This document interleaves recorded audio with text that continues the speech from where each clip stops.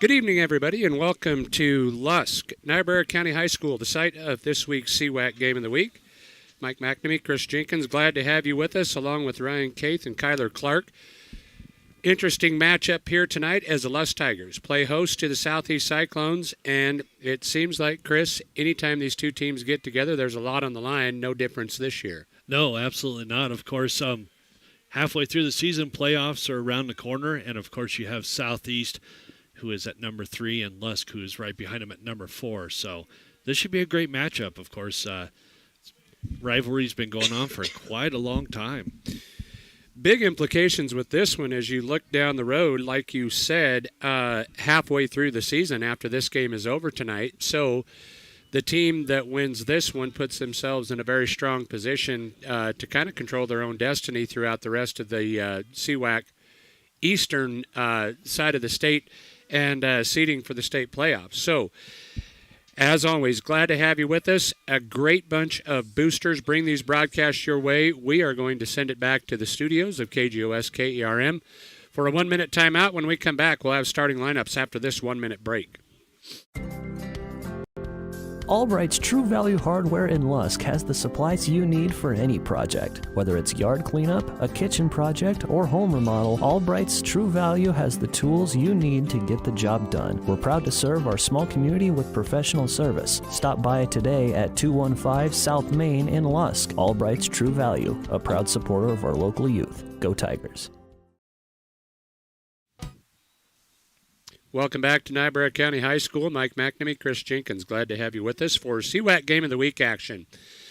Pre-game starting lineups brought to you by Simply Real Estate.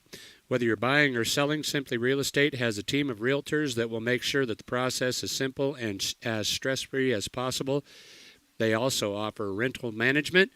Richard, Jesh, Nikki, Charla, Wendy, and Suzanne would love to assist you with all of your real estate needs. Give them a call at 307-338-3069 or stop by their office, Simply Real Estate, where they make real estate simple for you. Chris, we're going to have to hold off on those starting lineups as they have it teed up. And interestingly enough, it wouldn't have mattered because we were given the Southeast offense and the Lusk defense. It's going to be just the opposite of that. Yep, that's what it's looking like. We will start off with Lusk will receive the opening kickoff. Austin Short will tee it up as the officials continue to talk at midfield. They're going to flip a coin and decide which ball they're going to start with. Still the team's options which football they want to use, I believe, and there are some different styles that they have the option to play with. So maybe we did have time for starting lineups. Looks like back deep to receive for the Tigers. I believe that is going to be Kupke and West back there, but I cannot tell for sure. Lusk in their home black jerseys trimmed in, is that crimson? Yeah, it looks like a crimson red to me. Different uniforms than I've seen out of Lusk before. They do have the red helmets with the white numbers on the side. Southeast in their road white jerseys, blue numbers trimmed in black, gray, the gray pants. So the officials have come to a decision which football. Austin Short just about ready to tee it up. And we are about to get week number 4. CWAC Game of the Week football underway here. Also probably just kicking off up north, Dr. Grant Jones in Bighorn tonight, where the Torrington Trailblazers have traveled up there to take on the Rams. Short puts a toe to it, drives this one into the end zone. It will be a touchback.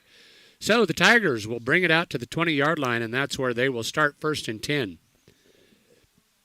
We did get to see this Lusk team in a game earlier, a CWAC Game of the Week here a couple of weeks ago against Big Piney. Game that they played pretty well, gave up 2 big scoring strikes and lost that one, I think, 14-6 or 14-8. So this is a Lusk team that likes to keep it on the ground. They're going to come right at you and play smash mouth football. So I think we're looking at 2 similar styles in this one tonight. I think so too. Yeah, Southeast really likes to go with the run pass option more than likely on most of their sets. Twin slots here, one back behind Kupke, who is under center. Kupke will now motion West into the backfield and turns, but this one will be blown dead. A procedure penalty will stop this one and move Lusk back 5 yards. So not the start that you want for Coach Chris Skeen. Make it 1st and 15 from the 15.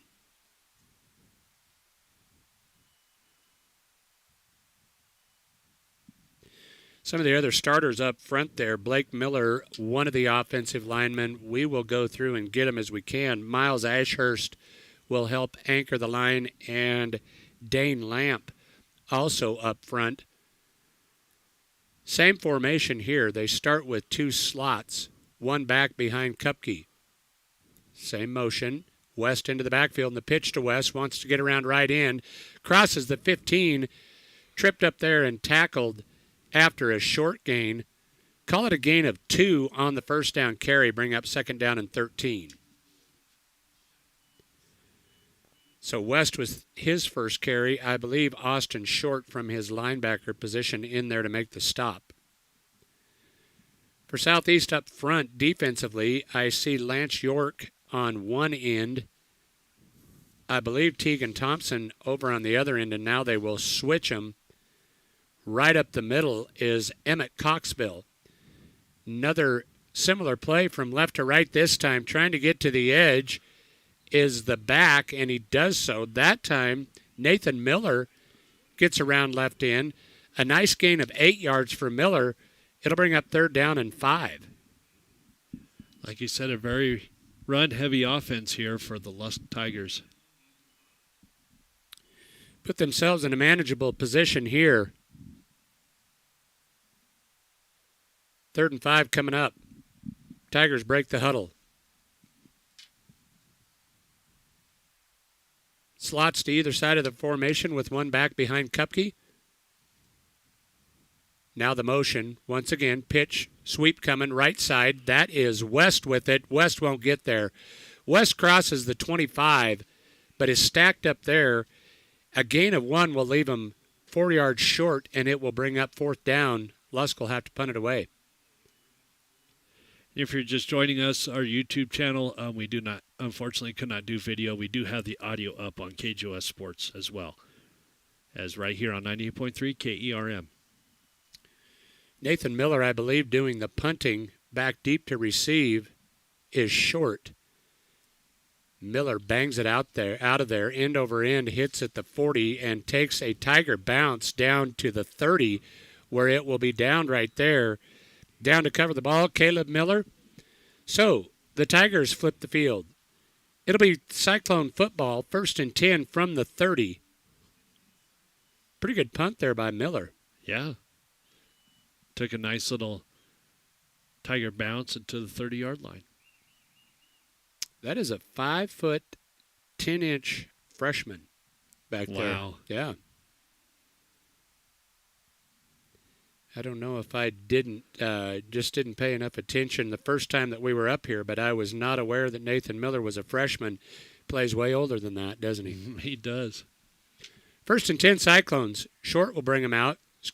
That is Aiden Desmond under center with one back behind him. He'll turn, hand to the deep back. That's Campbell. Campbell over the left side. Nope, check that. It is Matthew Chapman. Carries over the left side. Nice gain of 6 yards on the first down carry by Chapman. Will bring up 2nd down and short. Matthew Chapman, the 5'9", 160-pound junior with a nice carry on first down. Single wideouts, both sides of the formation. Campbell, the up back, the blocking back, will lead block for Chapman, and Chapman going to be stacked this time. He'll lose one. Nice job defensively there. I think that was Dane Lamp in there to blow that one up. Chapman gives one back. It'll bring up 3rd down and 5. Tigers are sure ready for that run straight up the middle, weren't they? Yeah, I'm going to tell you, Ashurst, Lamp, and who was the other one that played very well the other night? Blake Miller. They're tough to run against up front. Let's see what Southeast has here. Now movement, and they'll blow this one dead. I think Chapman shifted out of his stance. I think they're going to call the motion penalty and march this one back 5 yards. So after a promising first down carry, Southeast heading the other direction here, they will face 3rd and 10. Yeah, Chapman just got a little anxious. He's ready to go, wasn't he? Mm-hmm. Wideouts to both sides of the formation. Turn in hand this time. Campbell with the carry. He's got room over the left side. Out over the 35 to the 36, but that will leave the Cyclones short. So it'll bring up 4th and 4. So both teams have to overcome a penalty in their first series and will turn it over on downs. In there to punt it away is Short. Austin Short stands at his 24. Snap. Back, the kick is away, and it's a good one. Short bangs it out of there, hits at the 30, takes a Cyclone bounce down to the 20, and now they'll cover it. Dangerous spot to cover one in down there, as there to do so is Colton Kaufman. So we have played almost 4 minutes of the opening quarter here, and we have decided nothing. Still scoreless on the Clark & Associates scoreboard.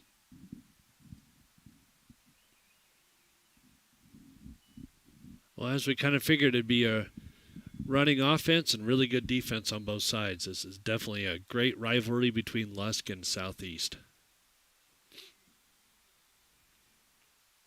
Outstanding night for football here in Niobrara County. Probably about 65 degrees at kickoff, I would guess. Kupke will motion West and will turn and hand to him. Nice hole right up the middle. West with the carry. He'll pick up 8 yards on the first down carry and bring up 2nd down and short.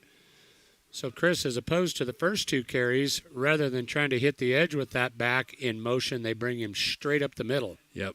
I think they're finding a nice little hole right up the middle there to go through this time around. I think I could have waddled through that one.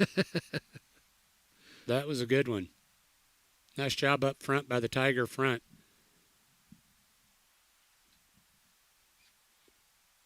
Same formation. Probably won't see much different. Now there's movement on the line, and the Southeast coaching staff wanted a penalty, but they don't get one. The handoff to the deep back West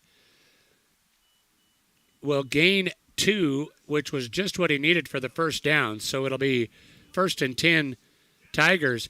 I'm not sure what the Cyclone coaching staff was trying to point out there. Well, I think I saw a little movement on the left side, but not enough to gain a flag. So the first down of the ball game favors the Tigers. Now they'll operate from the 30. Twin slots now. West comes in motion. Pitch West trying to get outside wide right. Does so. Cuts it up. Across the 35 to the 38-yard line. West with another nice carry. 8 yards on that first down carry. It'll bring up 2nd down and short. Yeah, instead of going straight up the middle, they went on the right side that time and got a good gain of 8 right there. Kind of a nice mix of hitting the edge and then keeping that Cyclone defense off balance by bringing West into the backfield, bringing him up the middle as they did earlier in this series. Kupke under center. Now they will motion from left to right. This is, with the carry, I believe that is David West. It is. David West with the carry. He'll pick up 4, and they'll move the chains again. Now timeout's been called. With 6:05 to go in the opening quarter here, we're scoreless from Lusk. Let's take a 1-minute timeout. We'll be back after this break. Free to come and go. Set your pace and choose your path. Banner Torrington Community Hospital offers new technologies, in-state specialists for the road less traveled, and the healthcare professionals you know for a familiar face along the way. Torrington Community Hospital, providing a wide breadth of care, making healthcare easier so life can be better. We treat you like family. You're one of our own. When it comes to putting up fences, corrals, and additional outbuildings on your farm or ranch, you can always count on Century Lumber to have on hand the materials you'll need for all kinds of projects. 3.5 by 6.5, 5 by 8, or 6 by 8 treated posts. They also carry sizes of panels and supplies for the fencing you may need to put up this year. And no matter the tank size you need for your herd, they have all sizes to choose from. They know that jobs around the farm and ranch are never ending, and that's why they're ready to help you out. Century Lumber, Torrington.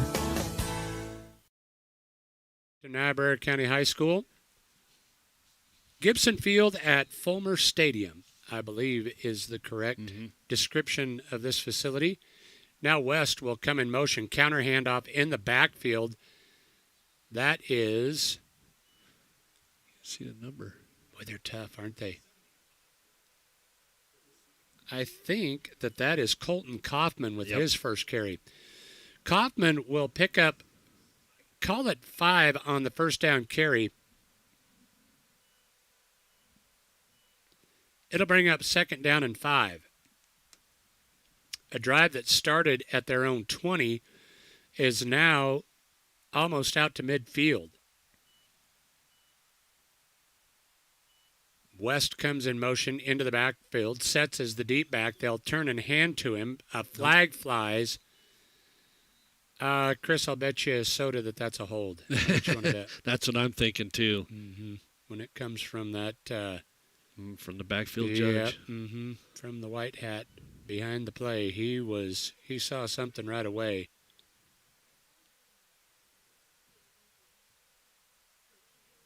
The official call coming. Oh. Personal foul. Chop block looked like. Yeah, he never gave the signal, but it sounded like that was the call. Well, you can kind of hear him. As far away as we are, you can still hear him. Mm-hmm. Yeah. So that one hurts. The run was almost out to midfield. This ball will be spotted at the 36-yard line. So the 15-yard penalty moves the Tigers back and brings up second down and a while. Kupke under center with Kaufman behind him. Here comes West into the backfield. They'll fake the pitch, and Kupke wants to throw. Rolls right, throws right. He's got a receiver. That one's caught at midfield to the 40, to the 30, and tripped up at the 27-yard line. So let's figure from the 31 down to the 27. Ridge Kupke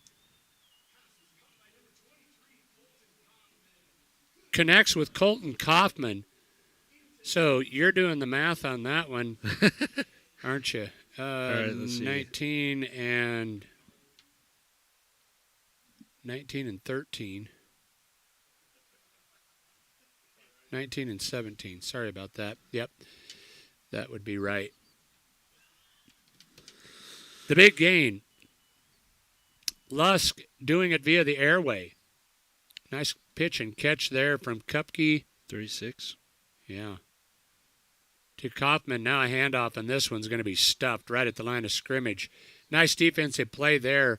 I think that's Alex McIntyre.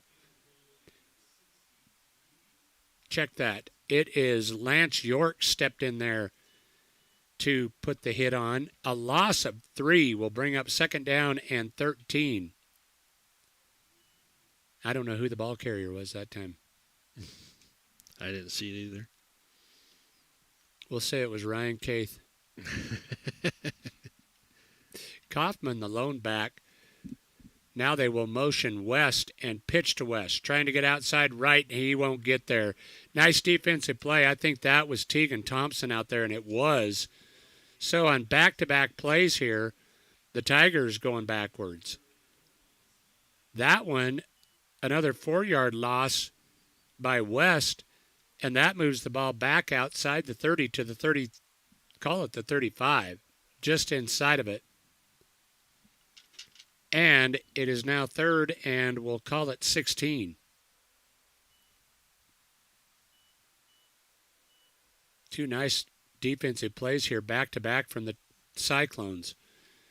3rd and long. Kupke under center. Motions West into the backfield. Fakes the pitch, wants to throw. Now he's flushed. Flares it out to West, but overthrows West, so that pass will fall incomplete, and it'll bring up 4th down. Couple of defenders in his face as well. Good defense by the Cyclones. He was getting some heat, wasn't he? 2:53 to go in the opening quarter here. Still scoreless from Lusk High School.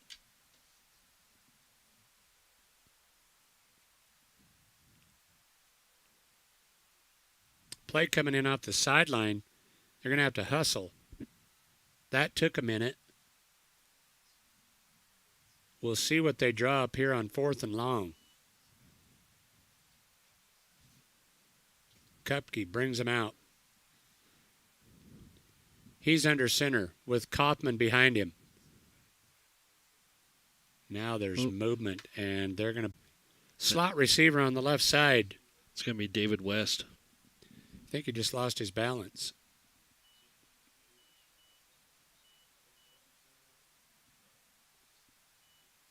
That might tell you that West was headed out in a pass. Headed out in a pass pattern there, because he was certainly trying to get out of the blocks. 4th and 20 plus. They need to get down to the 17-yard line. Ball spotted at the 38. 4th and 21 for the Tigers. Kupke motions West. Turns, hands to West, and that one is stuffed, going absolutely nowhere. So, a drive that moved inside the Cyclone 20 will stall out, and it will be Cyclone football. They'll take over on downs here at the 36-yard line. I think they call that a bend but don't break defense, yep, right? Absolutely. Cyclone football. Trips receivers right side. Short will turn and hand off to the lone back. That's Campbell. Campbell rumbles left side. Nice pickup. Southeast going to spread the field a little bit.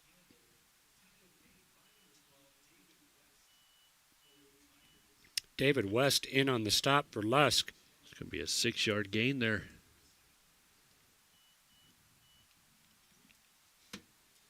So after the nice carry by Campbell on 1st down, 2nd and short here.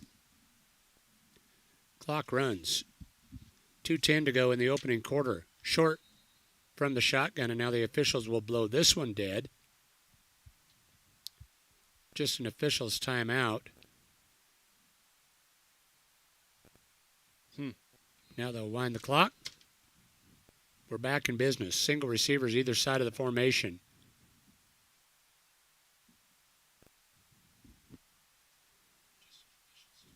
Quarterback keeper here. He'll try the right side, bootleg around the right end. That one's going nowhere. Aiden Desmond will be dropped. Short gain, maybe 1 on the 2nd down carry, so it'll bring up 3rd down, and we'll call it 3.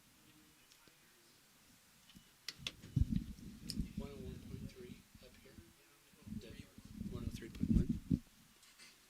So a big 3rd down here for the Cyclones. As we come to a close, winding down the first quarter of play. Desmond from the pistol, trips receivers right. He'll hand off to Campbell, and he's stopped. Oof. Campbell drugged down in the backfield.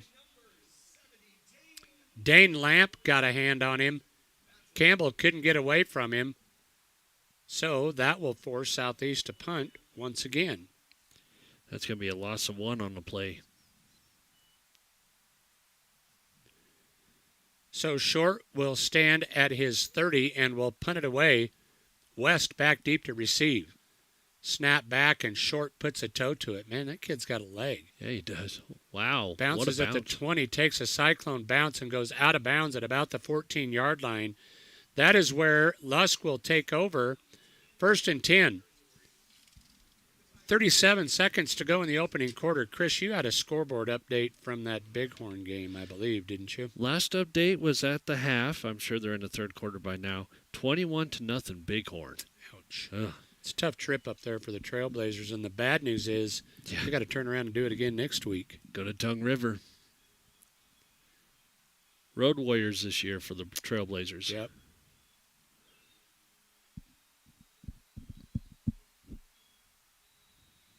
First and 10 Tigers.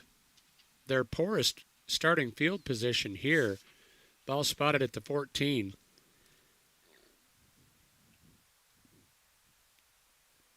West left side.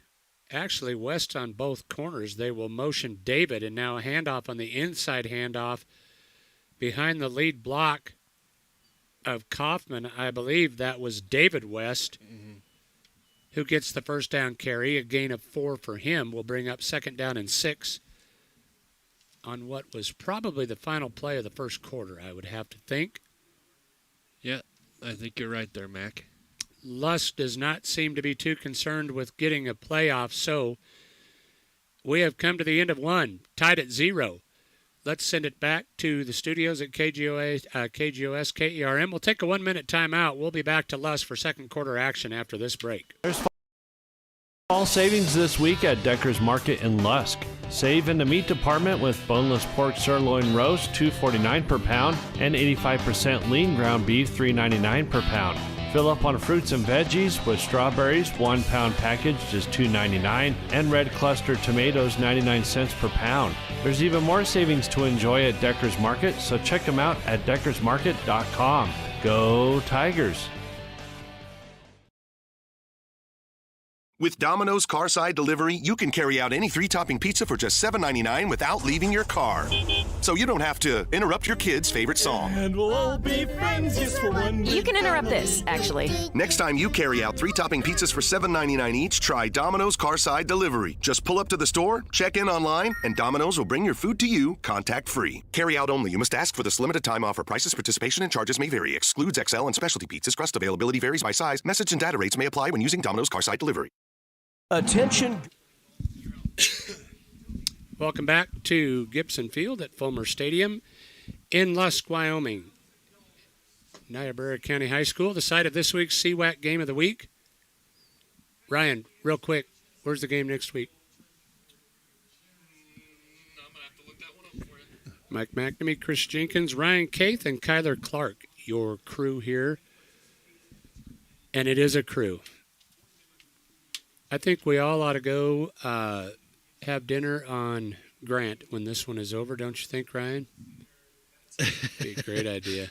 Hey, I think it's homecoming. I think it's homecoming 2022 for the Lusk Tigers, so we will know for sure at halftime because I would guess that there will be all kinds of festivities. We'll have to have Eddie text us and let us know if it's homecoming this week. Eddie's home getting ready for the dance, I'll bet. I heard Eddie got some votes for King. I don't know whether that can be substantiated or not, but I'm sure he'll take that honor. Oh, sure. Ooh. So next Friday night, the Lingle Fort Laramie Doggers will invade Yoder, and that should be a doozy. That'll be a great game. Lingle looks tough this year, too. Oof. They got a lot of weapons. First and 10 Tigers. No, second and 6, excuse me. Pitch here to West, trying to get around the left by Matthew Chapman. That was a play that worked earlier, but to the well one too many times there, and West is dropped. A loss of 5 will bring up third, and we'll call it 9.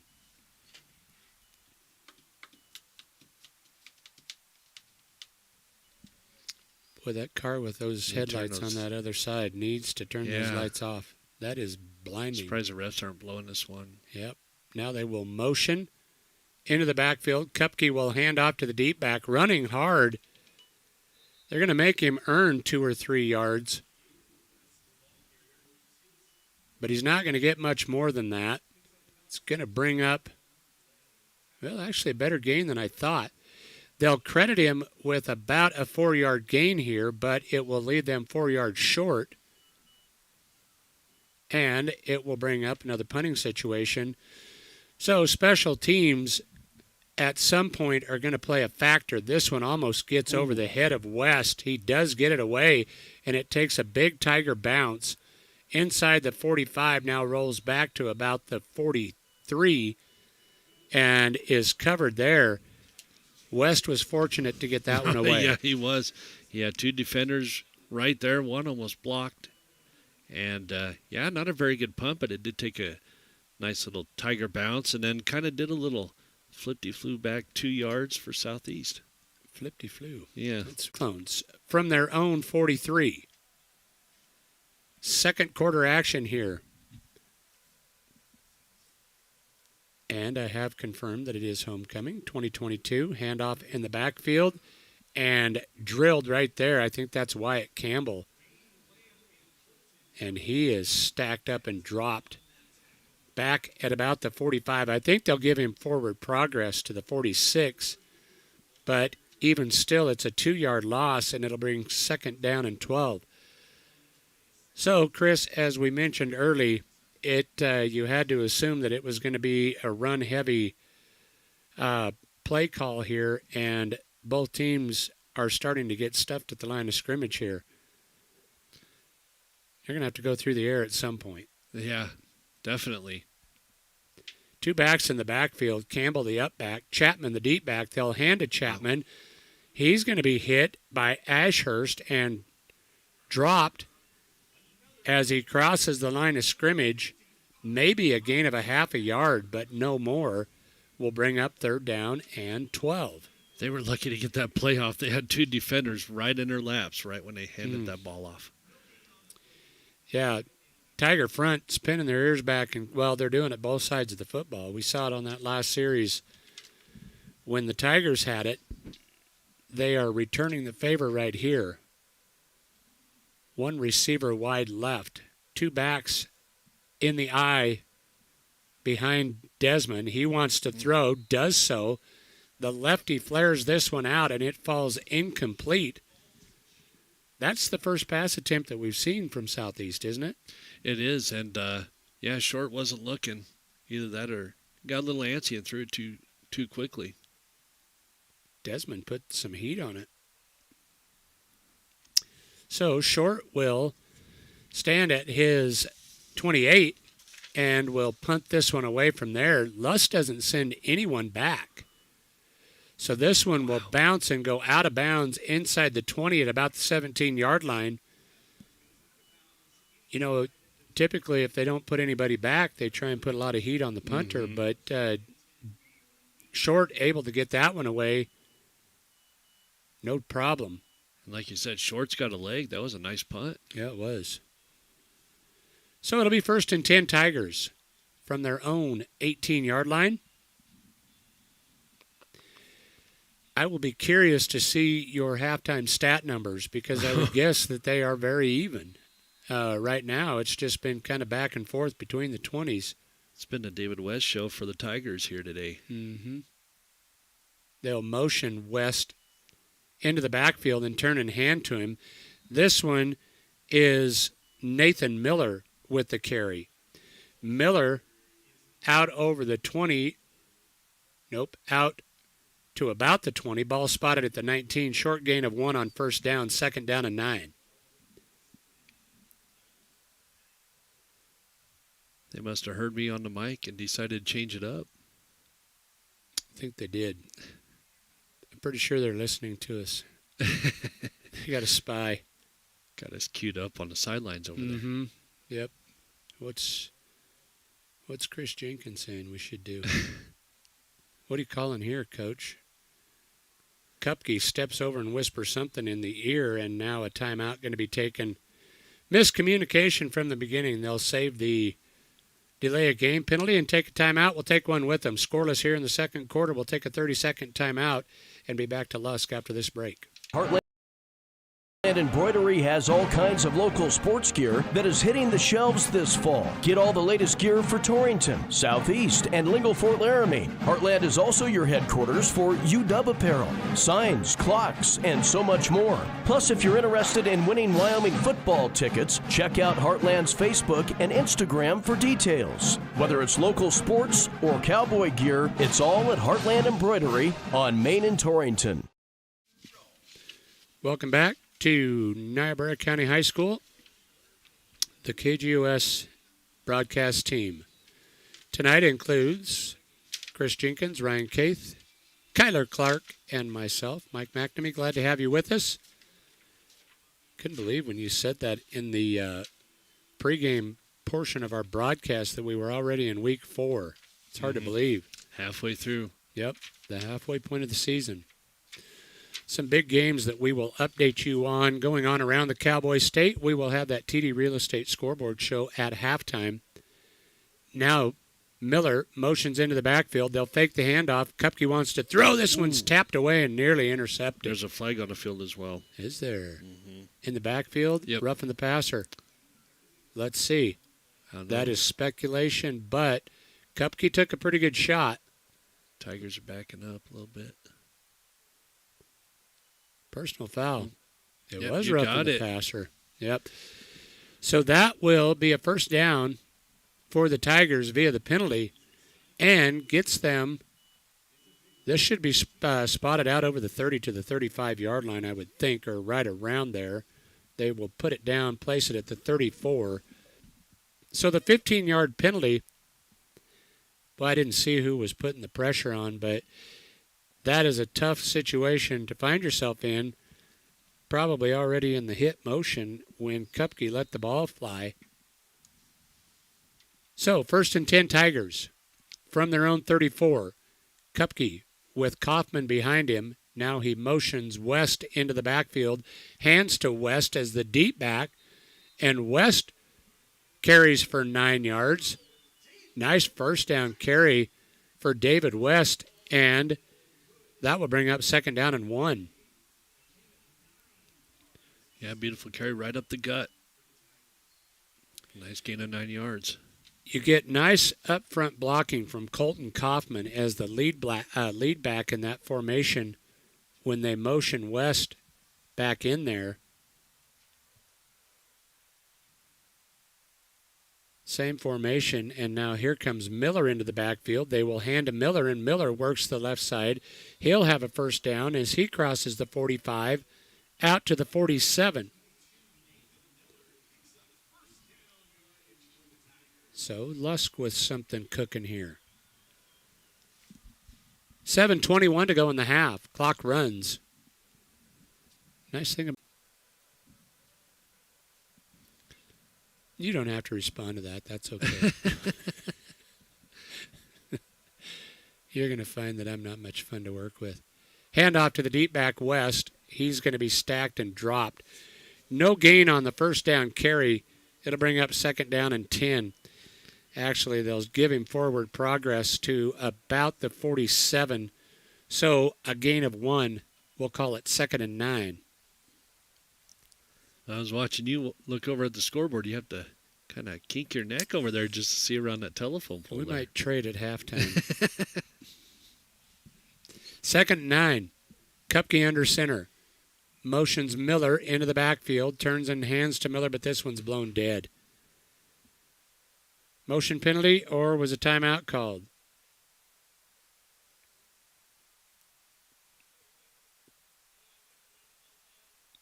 Encroachment on the offense. Now that will frustrate you. Somebody lined up in the neutral zone. We've seen this happen on both sides of the football. Good drives that are kind of stalled, and, well, actually they've killed a couple of good ones with penalties. 2nd down, call it 14. Kupke with one back behind him will motion West into the backfield. Fakes the pitch, now flares it out to West. West trying to get outside, crosses the 45, run out of bounds by Campbell at the 50. So we'll call it an 8-yard gain for West, and it will bring up third down. Well, must have been about a 7-yard gain because they're calling it 3rd and 6. Nice little play design there as they fake that pitch. Oh, now he's got somebody with the headlights. Mm-hmm.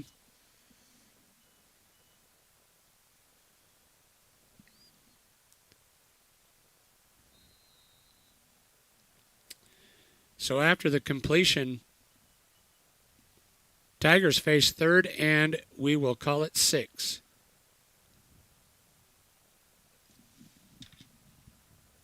Kaufman, the lone back behind Kupke. Kupke motions Miller into the backfield. Now will turn and hand to him as the deep back. Miller's not going to get much. Maybe a gain of 1 before he's stacked and dropped by number 13, Cole Sauer, I think was the first one there. Also there on the stop, Lance York. So here we go, 4th and 5, and it looks like the Tigers will go for it. Well, the way they've been running the ball, I would go for it as well. Well, you try and punt it out of here from this distance, you're probably not going to get much on the gain. Ball spotted at the 48-yard line, 4th and 5. Kupke under center now motions Miller, and this one's blown dead. Delay a game? Yep. Goodness. I didn't see that coming. Neither did Lusk, obviously. No. Well, that'll make the coach think about this for a little bit. Yeah, they're going to punt it away now, I'll bet. Kaufman will stand at his own 38-yard line. Short will go back deep to receive.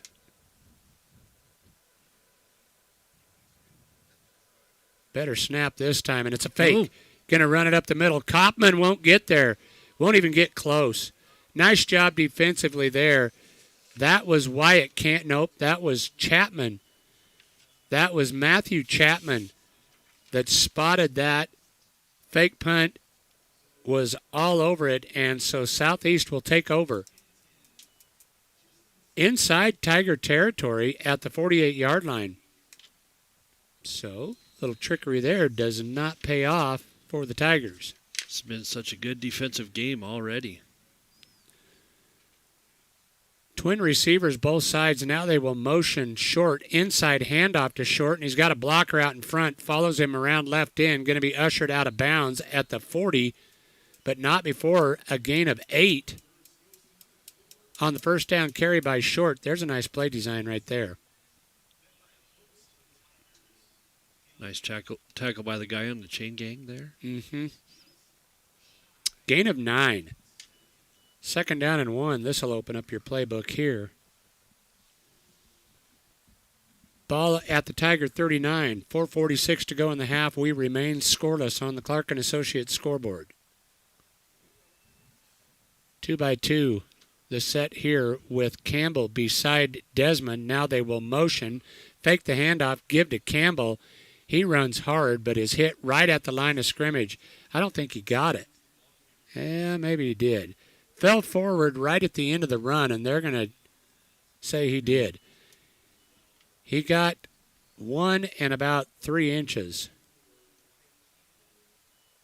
which you don't need to keep stats to the inches. That's not, you don't have to worry about that.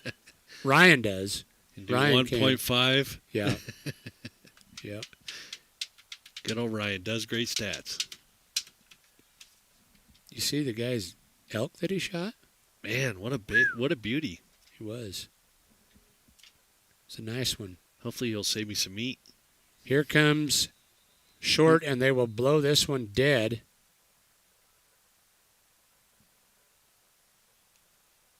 Delay a game on this side. So the 5-yard penalty will bring up first down and 15. Score update at the end of the third. It's Bighorn 28, Torrington nothing. Ooh. Ouch. Bad night for the Trailblazers. That is a long bus ride home. Like you said, next week doesn't get any better. And travel all the way to I don't think the Tongue River. competition gets any easier either. Tongue River's a good bunch up there. Here comes the motion man across the formation is Short. They flare it out. Short's got it, and he's got room. Got a blocker in front of him inside the 20, down to the 10, the 5, to the goal line. Touchdown. No flags on the play. That one from the 43-yard line. The pitch and catch, or was it an inside handoff? I think he flared it out. Toss, yeah, it was a pass.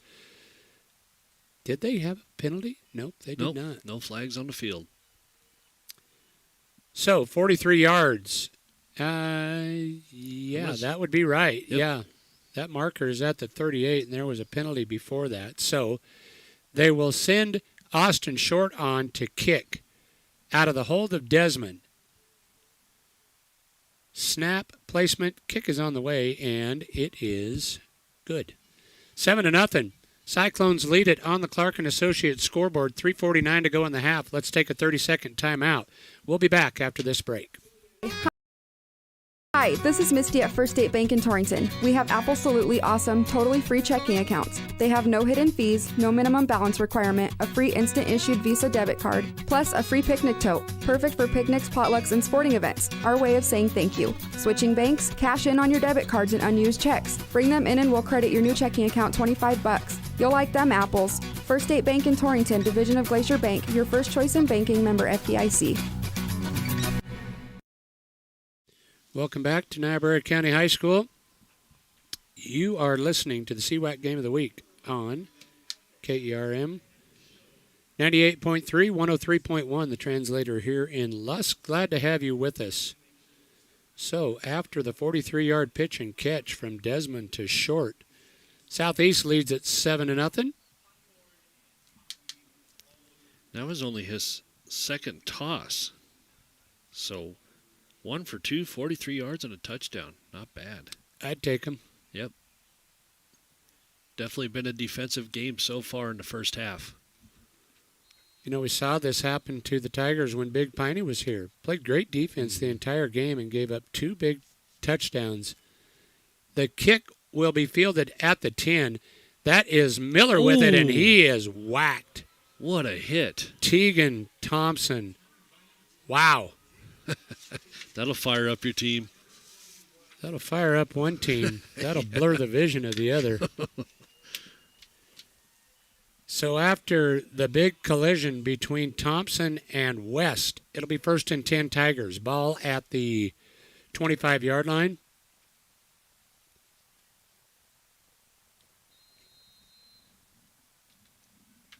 There have been a lot of Thompsons related to that Thompson right there that have worn that Lusk uniform. All good football players. Oh, yeah. 1st and 10 Tigers. Here comes West in motion. They'll pitch to him, trying to get outside left side. Got blockers. Steps it up, and he's got room. Over the 40 and tripped up. Nice first down carry from West. A gain of 11. And call it a gain of 12 on the first down carry. That is a Lusk Tiger first down. Boy, he had a posse out in front of him there.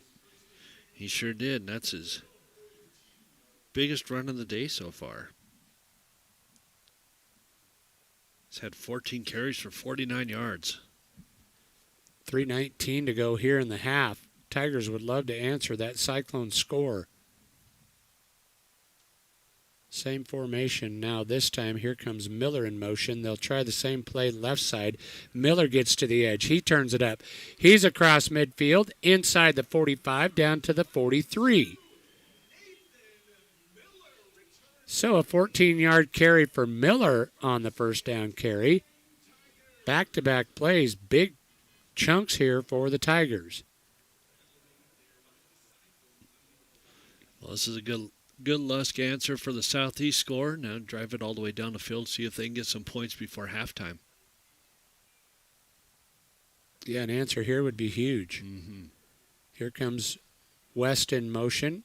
He'll try and turn it up. Strung out nicely, but now he'll step away. He's got a blocker in front. Inside the 30, inside the 20, still on his feet to the 15-yard line. A huge carry. Looked like they had him at the line of scrimmage. And West carries inside the 15. Actually, they will spot it right at the 15-yard line. And now timeout has been called.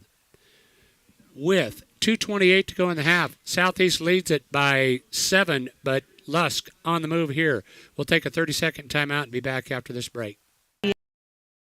Elliott Insurance. We work with several insurance carriers, which means when you choose us, we can give you several home insurance quotes in one on an easy-to-compare format. We do the shopping for you so you can make the best choice when it comes to protecting your happy home. To find out more about J.G. Elliott Home Insurance, please stop by our office at 302 West 21st Avenue or call 532-2147. J.G. Elliott Insurance Center, a Platte Valley company.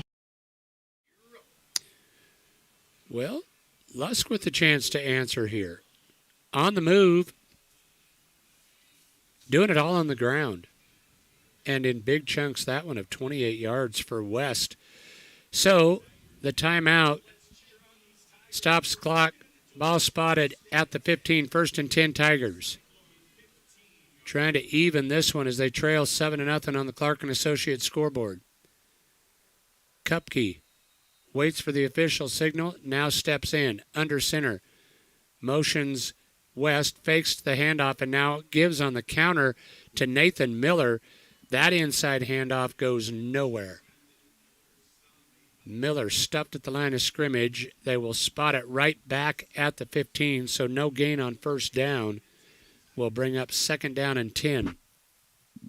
Well, with 2:08 and ticking, Lusk would really love to put this in the end zone here. They've had success getting to the edge.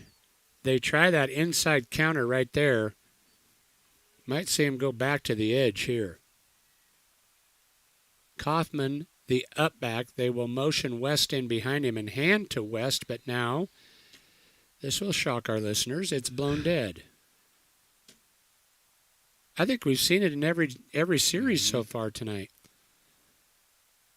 That's been the biggest blow to Lusk right now, is moving the ball down the field, but moving backwards from a penalty. Calling that encroachment penalty once again.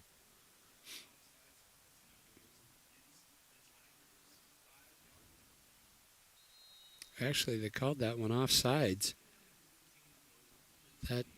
That's puzzling. Tigers break the huddle.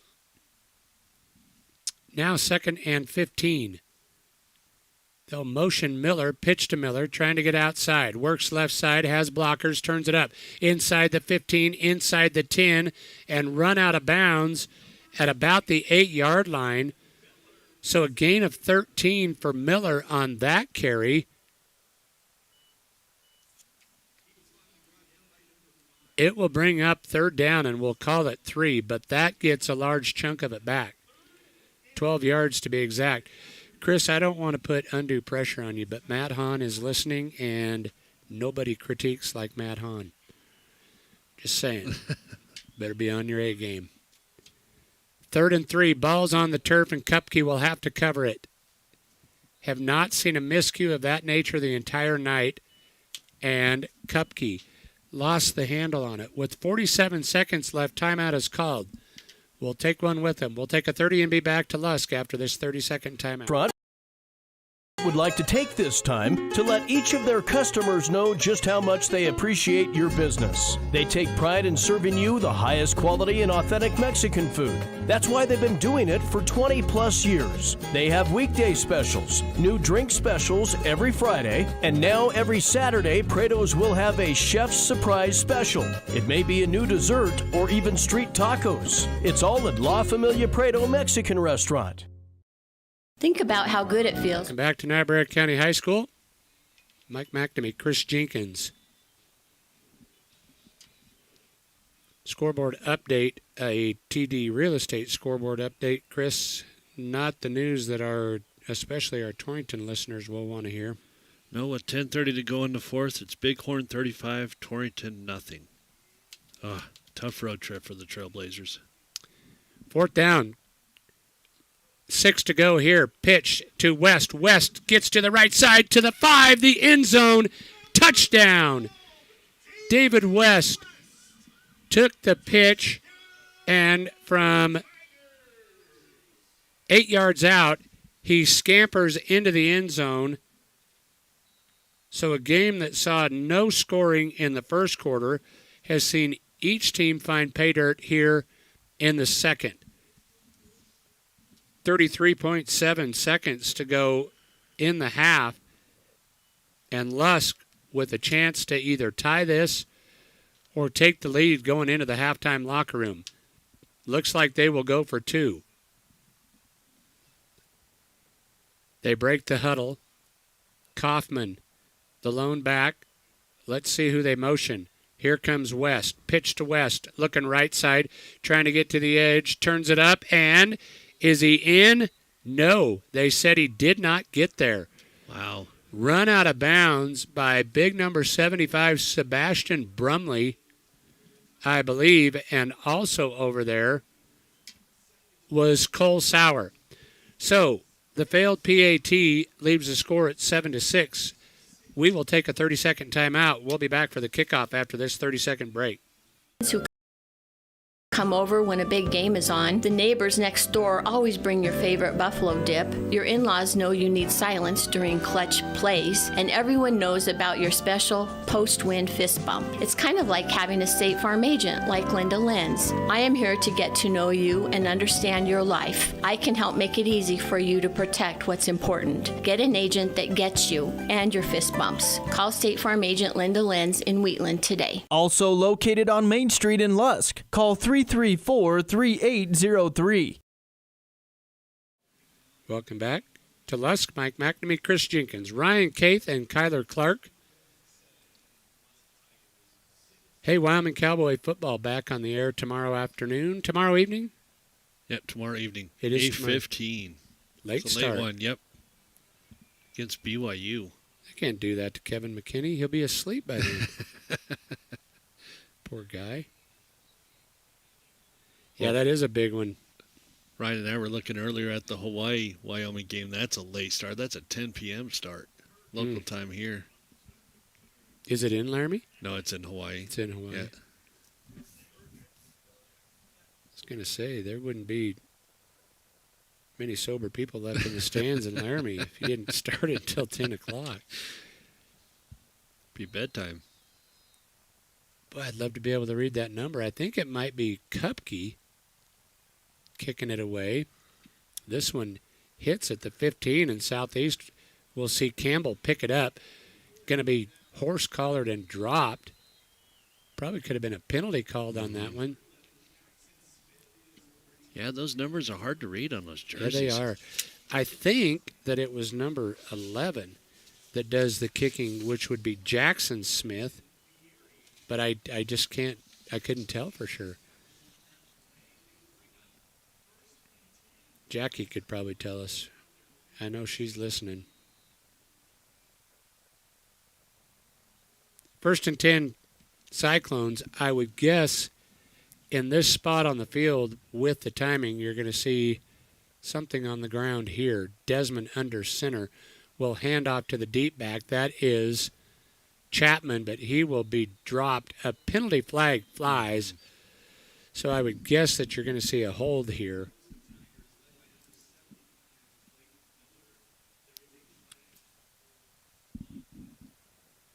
The officials talk it over. Preliminary signal is holding, and that is against the Cyclones. They will move this one back inside the 10 to about the 6-yard line. It'll bring up 1st and long. 32.3 seconds to go in the half. Campbell, the deep back, stands in the end zone. Desmond will turn and hand to Campbell, and he's going to be dropped. That was actually Chapman. Dane Lamp slashes through and drops him. Lusk is probably going to take a timeout, and they will. They should get this football back. I don't know how many timeouts they have left. But they're going to take one right here. We'll take one with them. We will update you when we come back. 7-6, Southeast leads it on the Clark & Associates scoreboard. We're back after this 30. Deal to your overall health. At Memorial Hospital of Converse County, we have a team of dedicated healthcare providers who make patient-centered care the hallmark of what they do. Dr. Alan Mattern, a board-certified cardiologist and graduate of the Yale School of Medicine, sees patients weekly in our medical office building, and our cardiopulmonary team focuses on heart and lung health with tireless dedication. We are proving that bigger isn't always better at Memorial Hospital of Converse County. Find out more at conversehospital.com.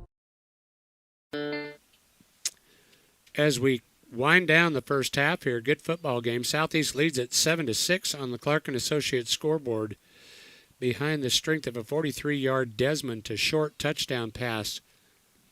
But Lusk came right back, and David West scampered in from 8 yards out. So that made the score what it is after the PAT. The two-point attempt failed. So Southeast facing should be third and long, shouldn't it? No, because they got the penalty on the first. Yeah, that's so it's true. 2nd and 22, looks like. Yeah. Desmond will take a knee because Lusk cannot stop it again, I don't believe.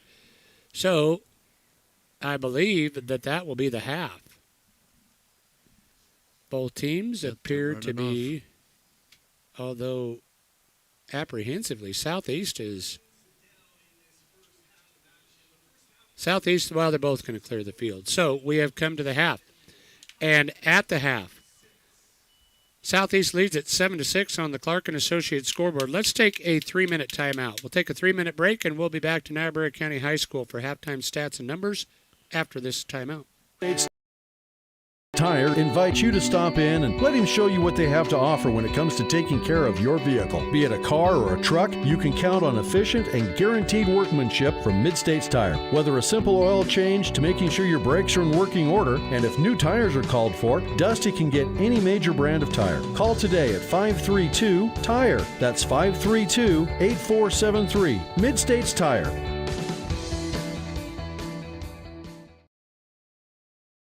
The Lusk State Bank brings you this edition of Local Sports. The bank has been serving Lusk in Niobrara County for 90 years and is your full-service bank for the area. With checking, business, savings, and time deposit accounts, they're able to serve all your financial needs with decisions made locally. The Lusk State Bank is involved in community activities in Niobrara County and is a proud sponsor of school activities. Stop in today and visit with the friendly staff to take care of your financial needs. Go Tigers!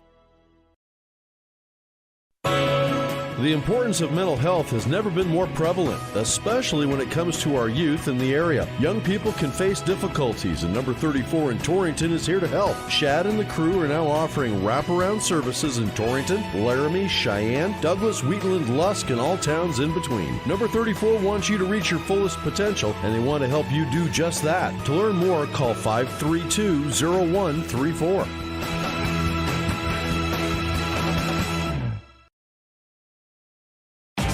Bloodhorn Lumber has a way for you to save big on the first Saturday of every month. And all you have to do is become a Rewards Program member. Stop in the store today and get enrolled. Then, the first Saturday of every month, when you shop at Bloodhorn Lumber, they'll take 10% off your entire purchase, no matter what it is. It's that easy. Become a Rewards Program member today. Stop in at Bloodhorn Lumber and sign up. Located at 219 West 21st Avenue. Pieper and Marsh Family Dentistry is now Platte River Family Dentistry. They're proud to welcome Dr. Lance Lucas to their practice. A Wheatland native, Dr. Lucas graduated from the University of Nebraska Medical Center College of Dentistry and is excited to get involved in the Torrington community. Dr. Lucas shares Platte River Family Dentistry's philosophy of providing patients with the highest quality of dental care in a gentle and efficient manner. Call Platte River Family Dentistry at 532-4448 or find them on Facebook. Looking for free instead of fees? Platte Valley Bank can keep your finances moving forward with no ATM fees. Whether you are headed to the lake, the mountains, or just to the grocery store, you can enjoy the freedom of free ATM access anywhere, anytime. Pursue life with confidence knowing Platte Valley Bank is always there to help. Visit us today at www.pvbank.com. You belong here. Platte Valley Bank, member FDIC. Welcome back to Gibson Field at Fulmer Stadium. Mike McNamee, Chris Jenkins, glad to have you with us. We are at the half of our Week 4 CWAC Game of the Week. Southeast leads Lusk 7-6 on the Clark & Associates scoreboard, and it is time for our halftime stats. Now, our halftime stats are brought to you by our good friends at North Platte Physical Therapy, but we've got to pause right there, and we've got to wish our dear friend Marnie Herring a happy birthday. Oh, today. happy birthday. She's probably not going to hear that because I'm going to guess that she's probably in the, well, they said the volleyball game's over, though. So she might be listening. If you are, Marnie, we hope you have a great day. And thank you for sponsoring our halftime stats. North Platte Physical Therapy is committed to keeping you at the top of your game on and off the field. Marnie and her crew are on the ball and ready to help you figure out what ails you and how to get you back to your best. North Platte Physical Therapy, where they provide quality professional care with a family-friendly atmosphere and always flexibility. Stop by and visit with them at 1301 East M Street or give them a call at 532-5355. So my scoring summary will not take very long. 2 scores in the half. They both came in the second quarter. At the 3:49 mark of the second quarter, Aiden Desmond hooked up with Austin Short. A 43-yard pitch and catch for the touchdown was followed by the short PAT to make it 7-0. But Lusk marched right down the field and saw David West carry it in from 8 yards out. They also tried West on the 2-point conversion and failed there, so that is what brought us to our 7-6 halftime score. But Chris has further numbers over there that will explain further how we got here. Well, basically, it's been the David West show in rushing. He's had 16 rushes for 85 yards and a touchdown. Also had Colton Kaufman rush once for 5 yards. Nathan Miller was 7 runs for 42 yards, and we had Chapman run for 2 yards as well. For passing, Rich Kupke he's 2 for 4 with 42 yards, and on the receiving side, David West hauled in 1 catch for 7 yards, and Colton Kaufman held in 1 catch for 36 yards. Over on the southeast side, pretty much the same. It's been pretty much rushing all the way through the game. Wyatt Campbell has had 4 carries for 4 yards. Matthew Chapman, 5 carries for 9 yards, and Austin Short had 1 carry for 9 yards. For passing, Aiden Desmond is 1 for 2, 43 yards and a touchdown. And receiving, Austin Short got that 43-yard touchdown reception. So there you have it. A very evenly matched contest here, just as we kind of figured it might be. 2 teams that find themselves shoulder to shoulder in that CWAC conference race. So a big second half with a lot on the line when we come back. I would like to do a TD Real Estate scoreboard update. So let's take a 2-minute timeout. We will pull up WYO Preps and update you on scores going around, or scores of games going on around the Cowboy State after this 2-minute break. Board-certified physicians brings decades of combined experience in diagnosing, treating, and rehabilitating orthopedic conditions in their respective subspecialties. Whether we're working with children, senior citizens, or University of Wyoming athletes, we ensure our patients always receive compassionate, thorough, and effective care to restore quality of life. Visit us online at premierboneandjoint.com. Wherever you need us, we'll be there with 9 locations across Wyoming. Premier Bone and Joint Centers, worthy of Wyoming. Everything for the rancher but rain. Ranchers Feed and Supply in Lusk would like to thank all of their customers for your continued support. When it comes to livestock supplies, feed, ranch supplies, or clothing, Ranchers Feed and Supply is here to assist their farm and ranch friends. Muck Boots, Hubbard and Crystalix Feeds, Armstrong Steel Buildings, and much more. Ranchers Feed and Supply is here to serve Lusk and the surrounding area. We have everything for the rancher but rain. Ranchers Feed and Supply, wishing all of our fine Lusk athletes the best of luck. The Niobrara County Chamber of Commerce is proud of our students who participate in team sports and all other extracurricular activities. We wish the Tigers the best of luck on the court this winter. For more information about the town of Lusk and the Chamber, go to visit lusk.weebly.com or call 307-334-2950. Go Tigers!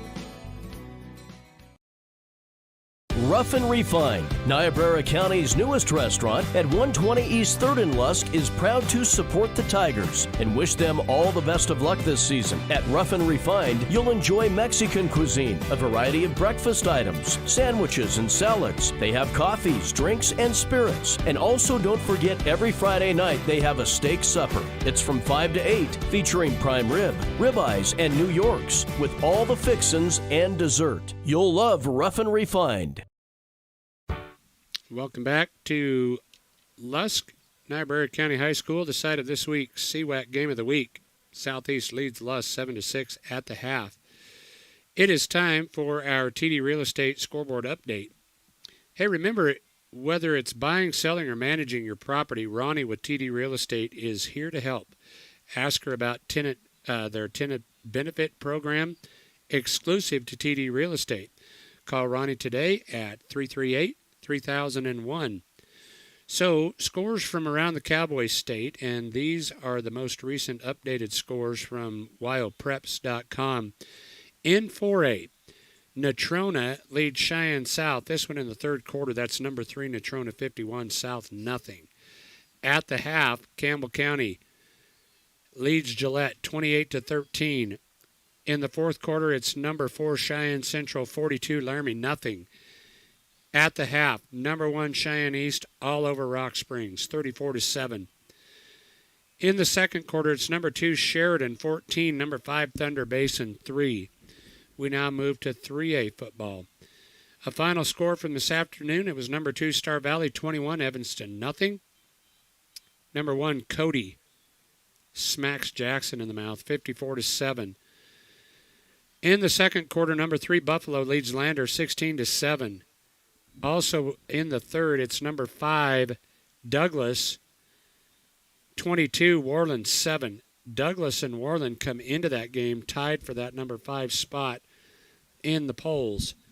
Second quarter score, Green River leads Powell 8-0, and also in the second, Riverton over Rollins.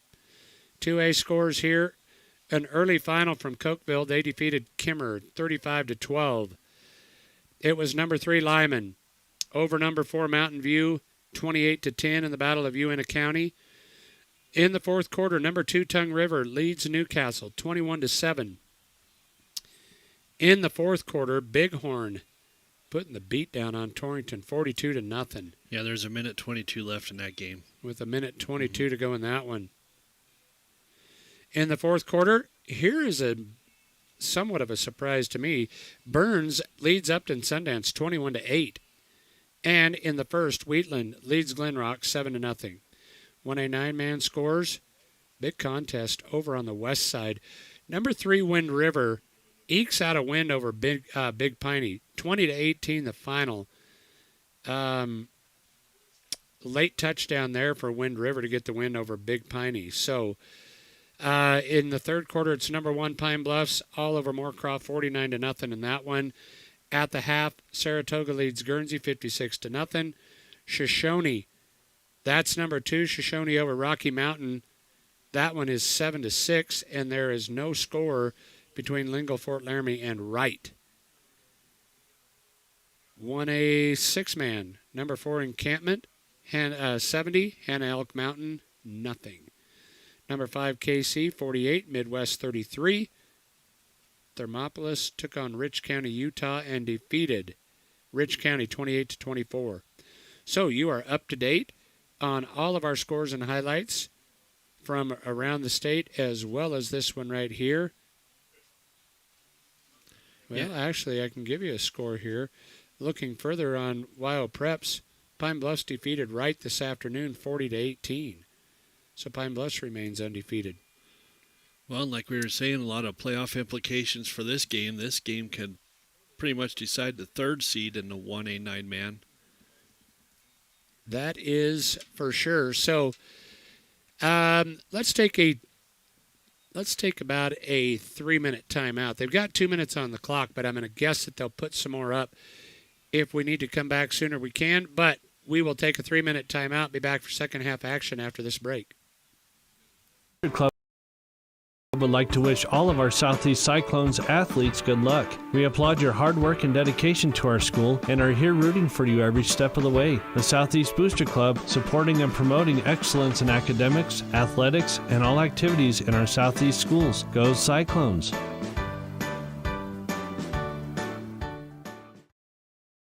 Torrington Vision Source is a proud radio sponsor of area athletes and the Wyoming Cowboys. We're your one source for your family's eye care needs. Eye exam, full-service optical, contact lenses, eye diseases and injuries, surgical co-management. We use the latest in technology, not only in diagnosing your problem, but also in the products to fix it. Our helpful and friendly staff is just a phone call or click away. 532-4114 or TorringtonVisionSource.com or like us on Facebook. Torrington Vision Source. Doctors Grant and Linda Jones, East M Street in Torrington. This is Al Maloney, General Manager at Transwest Ford in Torrington. With new car inventories continuing to be low nationwide, now is the time our experienced staff can help you custom order the exact Ford you want. And remember, we buy pre-owned cars, trucks, and SUVs. Stop by, call, or visit our website for a free, no-obligation appraisal. 307-532-2114 or visit us online at twford.com. That's 532-2114 or twford.com. Transwest Ford, you've shopped the rest, now buy from the best. Ty's Pit Stop in Lingle is under new ownership. Johanna Abernathy would like to welcome new owners Dave and Heather Saul. The Sauls will continue to offer the same great customer service that you have come to expect from Ty's Pit Stop. Robert and Johanna owned and operated Ty's Pit Stop for 17 years. On behalf of Robert, Johanna would like to thank each and every customer over the years. They truly appreciated your business and wishes Dave and Heather Saul all the best in their new endeavor. At Points West Community Bank, we know that agriculture is more than a business. It is a way of life. With over 94 years of experience in serving Goshen County, we understand and value the ways of our local farmers and ranchers. Through the quality of banking services and lending relationships, we take the time to know our customer and learn their operation firsthand. Stop in today to meet with our friendly and experienced lending staff to discuss your agricultural business needs. We look forward to seeing you. Points West Community Bank, a new direction in banking. Equal housing lender, member FDIC. Our producers know that running a successful operation these days requires having reliable service and quality products. That's why you know you can trust the knowledgeable people at Westco to provide you sound agronomic advice, aerial application, bulk fuel, lubricants, propane, tires, and other essentials to keep your operation running smoothly. Our priority is helping you succeed. Call or visit your nearest Westco location today. Westco. Service, solutions, success. Westco's your best value through and through. Yo, Jake, what's up? Okay, Mom, on my way. Hey, girl, can you share your math notes? Whoa, that was close. When you get behind the wheel, give your phone to a passenger. Put it in the glove compartment. Just don't text and drive. The suspense won't kill you. Texting might. Between 2016 and 2020, nearly 1,800 people in Wyoming were injured in crashes involving a distracted driver. 53 died. Stop the texts, stop the wrecks. A message from WYDOT. Zumbrun & Angus is a family-owned Angus seed stock operation located northwest of Lusk, Wyoming. They specialize in developing progressive bulls and females to help commercial and registered cattle breeders increase productivity and profitability. Zumbrun & Angus also offers high-quality wholesale beef, further showing their efforts yield results in the pasture and on the plate. Zumbrun & Angus is a proud supporter of Lusk activities. Visit zbangus.com to learn more. Welcome back to Niobrara County High School. Second half kickoff, just teeing it up for the Lusk Tigers is number 11. That is Jackson Smith. So I was right earlier. Smith will tee it up and will boot this one away back deep to receive Chapman and Campbell for the Cyclones. They lead this one 7-6. Jackson approaches now, was going to try the squib kick and didn't get it off the tee. Barely got it off the tee. Down to right there. Yep. On the 41. So it'll be Cyclone football at the 41. Ouch. So, see, you got the number right for the kicker. Yeah, I did. You're yeah. doing just as good as your fantasy team. I mean, 2-0 this year. That was smooth. That was slick. Told you I'd sneak it in for you. Yep. I'm impressed. We're a long ways from the end of the season. It's a grind. Yeah. So the attempted onside kick fails, backfires, and Southeast will take over with outstanding field position at the Tiger 41. Desmond from the shotgun with Chapman to his right. Single receivers either side of the formation. Desmond wants to throw. Pump fakes. Now goes for it all. Down the sideline. Jump ball. And Short goes up and gets it. Went over the defender back there and hauls it in. All the way down inside the 15 to the 14-yard line. How about that? Nice pump fake there by Desmond and found Short out there, who goes up over the defender. West was out there in good coverage. Short just went up over the top of him. So Southeast to the air early. Desmond still in the shotgun. Will hand to Campbell. Campbell pops outside left side, turns it up at the 10 to the 5, and has run out of bounds at about the 2. So a nice run by Wyatt Campbell. And just like that, in 2 quick plays, Southeast finds themselves in a goal-to-go situation here.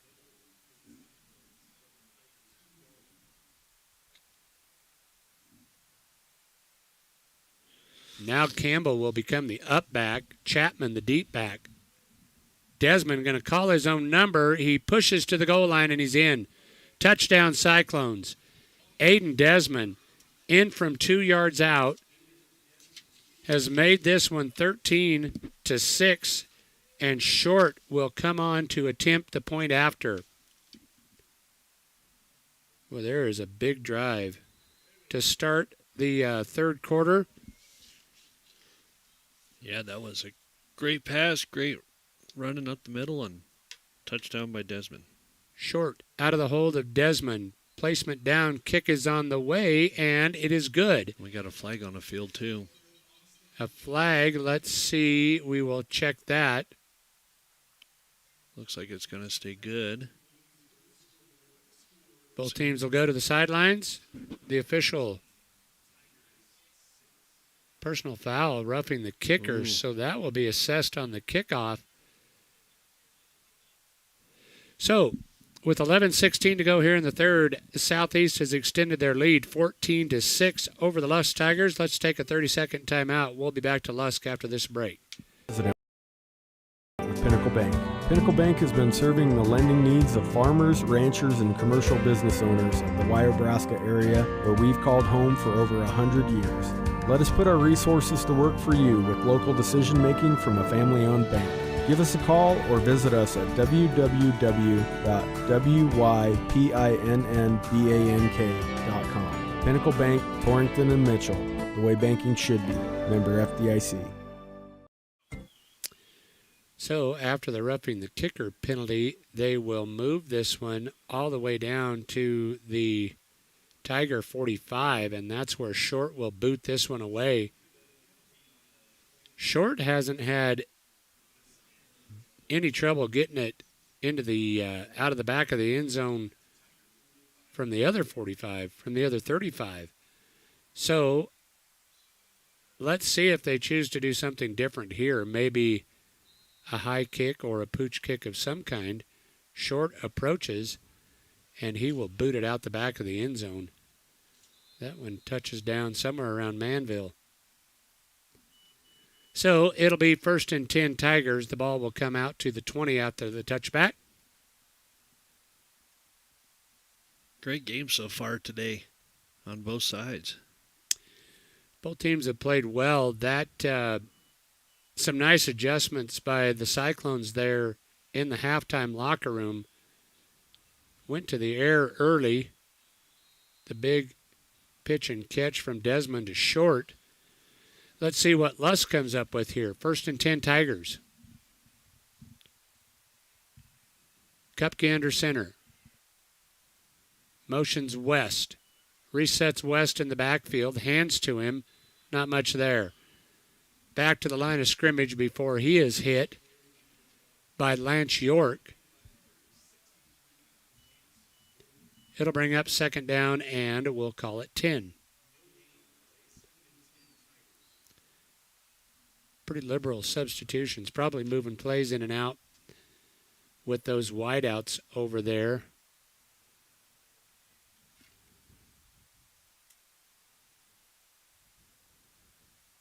Now they will motion Miller into the backfield and hand to Miller. He will follow the lead block of Kaufman and carry it out over the 20 to the 25-yard line.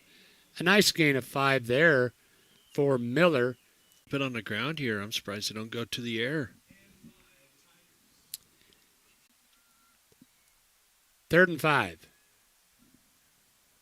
Kupke will motion West into the backfield. Turns and hands to West. Trying to get outside left side. He'll cross the 30 and should have enough for a 1st down. Tackled there by Short, but West will pick up the 1st down yardage. Austin Short, slow to get up. Can't afford to lose him, especially on the offensive side of the ball. Actually, that was Chapman. Matthew Chapman, a little hobbled. Tigers with their first down of the half. Ball spotted at the 30. Kupke brings Miller into the backfield. Hands to Miller, the deep back. Miller hit at the line of scrimmage, still chugging, but he won't get away from the grasp of Sauer and several others. Also in on the stop, Emmett Coxbill. So a gain of 1 will bring up 2nd down and 9.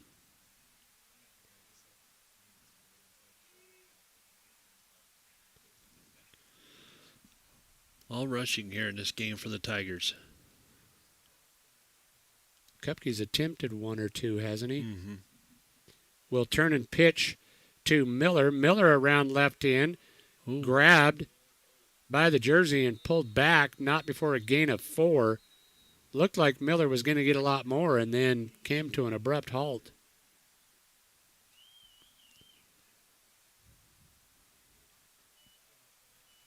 Call it a gain of 5. It'll bring up 3rd down and 4.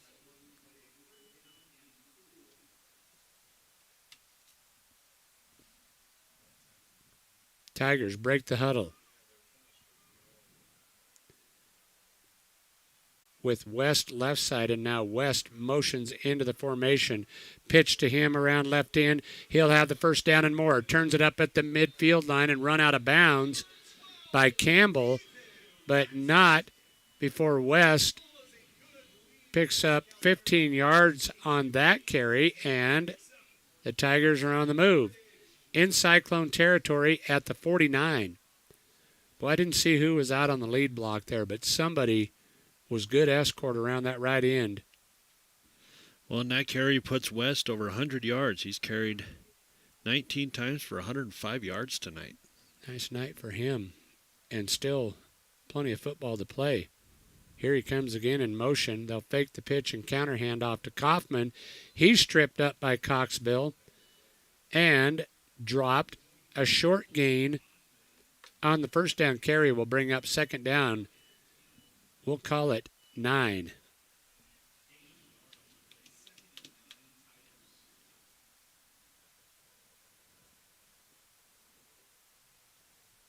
I stand corrected on calling for a pass if they're running it straight down the field now. Have stayed true to their colors, haven't they? Mm-hmm. 2nd down. 9 to go here for the Tigers. This time Miller motions. Pitch to him. Trying to get outside. Sheds 1 tackle. Now steps up inside the 45. Actually down to about the 45. Yeah, they will say he got to the 44. So a gain of 4 will bring up 3rd down and 5. I believe we corrected our CWAC Game of the Week schedule for next week. Is that correct? We have. These Lusk Tigers will go to Pine Bluffs, and we'll have that game down there. Yep. That'll be a good matchup.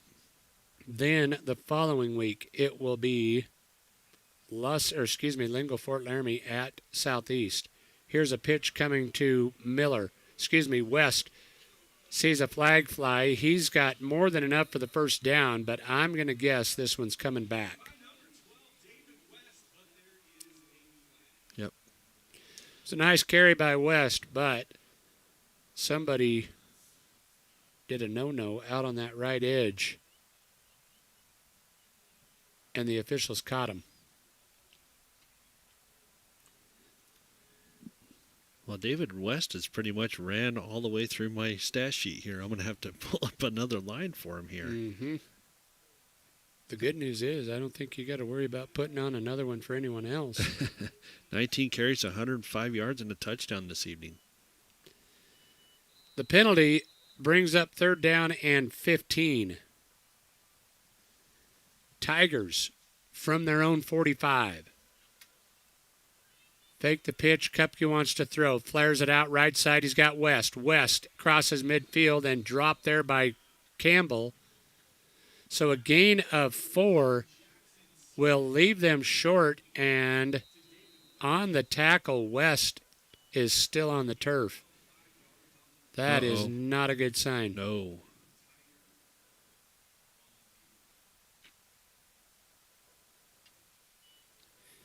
They will bring the Tiger coaching staff out to take a look at him.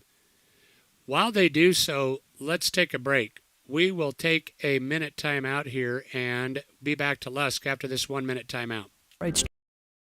True Value Hardware in Lusk has the supplies you need for any project. Whether it's yard cleanup, a kitchen project, or home remodel, Albright's True Value has the tools you need to get the job done. We're proud to serve our small community with professional service. Stop by today at 215 South Main in Lusk. Albright's True Value, a proud supporter of our local youth. Go Tigers. Welcome back to Niobrara County High School. David West is helped off of the field. He is walking gingerly, and with the assistance of 2 of the Tiger coaches, not a good sign for the Lusk Tigers, as it's kind of been the David West show here tonight, hasn't it? Yep, 19 carries, 105 yards, touchdown. That's a great night for David West, but like you said, he's slowly walking out the field with assistance, and we're hoping the best for him. And just got his first reception of the night there, too. Mm-hmm. Well, he's had 2 receptions for 11 yards tonight. Okay. So here we go. 4th and 10 for the Tigers.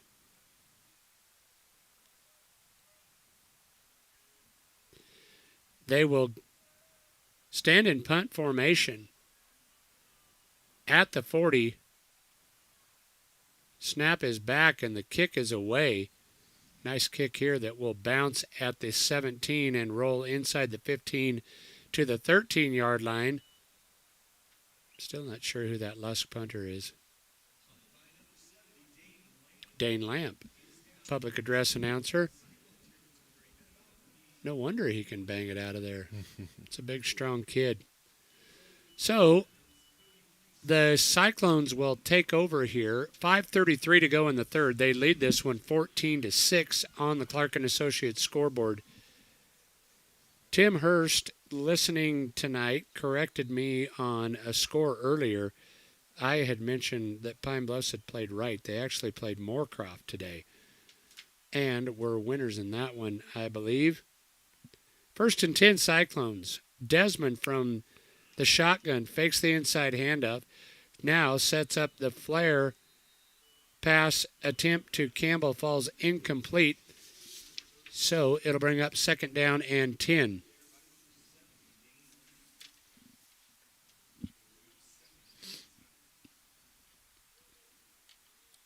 Ooh, missed the penalty back there. So it was a holding penalty against the Cyclones, but That penalty will be declined. It'll bring up 2nd down and 10.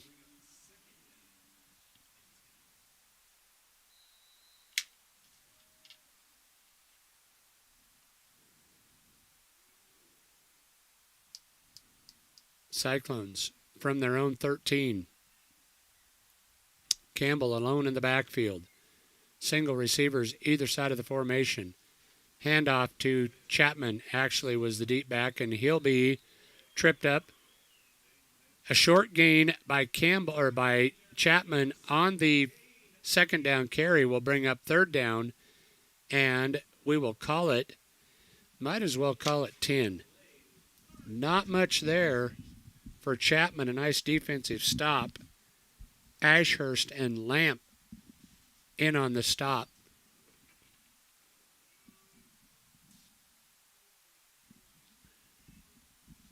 Third and 10. Cyclones from their own 13. Desmond under center. Fakes the handoff. Rolls left. The lefty fires. This one's caught by Campbell. Campbell outside to the 19, maybe to the 20. A gain of 7, but not going to be enough. That will leave Southeast short. And we will see Austin Short come back on the field to handle the punting duties for the Cyclones. Miller will go back deep to receive. Short bangs it out of there. A wobbler that hits at the 50 and goes out of. Pretty great starting field position here for the Tigers as they will take over on their own 47. 4:03 to go here in the third. Southeast with the 14-6 lead on the Clark & Associates scoreboard. Looking at the Tiger offensive unit, and I do not see David West on the field right now. No, he's still being tended to on the bench over there, looks like.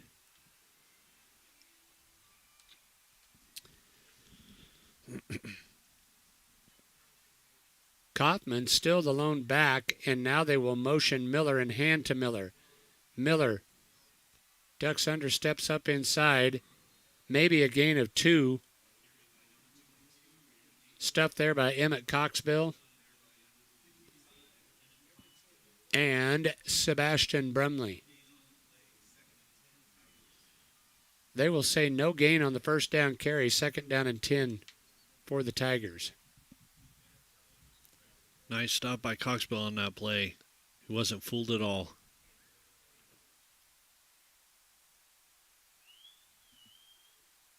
Miller now repositions into the backfield, takes the handoff, and not much that time.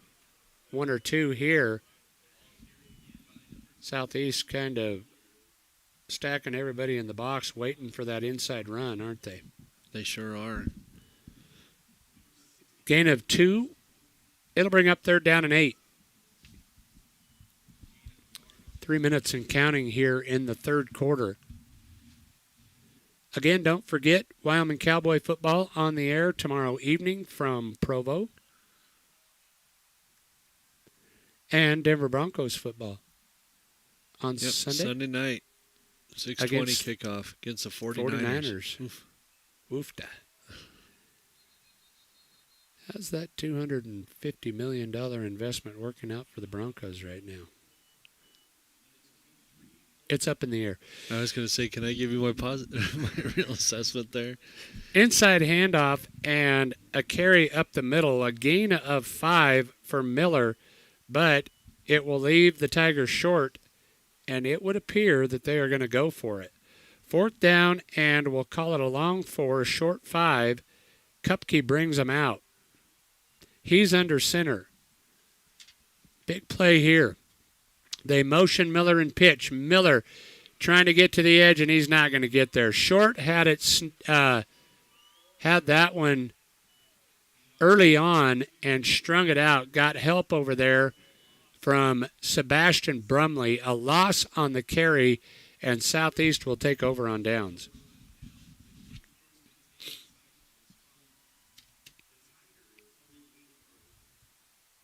So Lusk went from kind of a two-headed beast with Miller and West to pretty one-dimensional with just Miller there.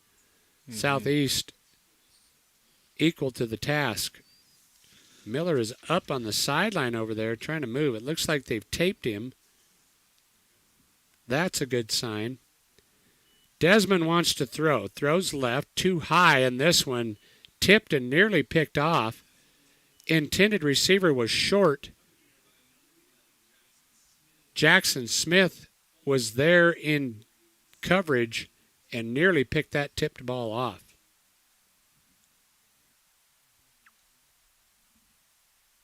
Yeah, just was too short of the target.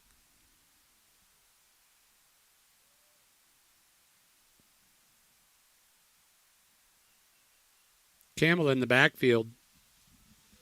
Flanks Desmond to the left. Single receivers both sides. Desmond to throw again. Does so. This one caught by Short. Spins away from a tackle. Still on his feet. Inside the 40 to the 38-yard line. Almost enough for the first down. A gain of 9 will bring up 3rd down and 1.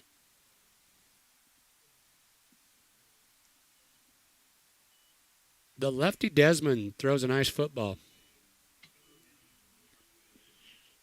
He's under center this time. I backfield behind him. Quarterback keeper, but a flag flies.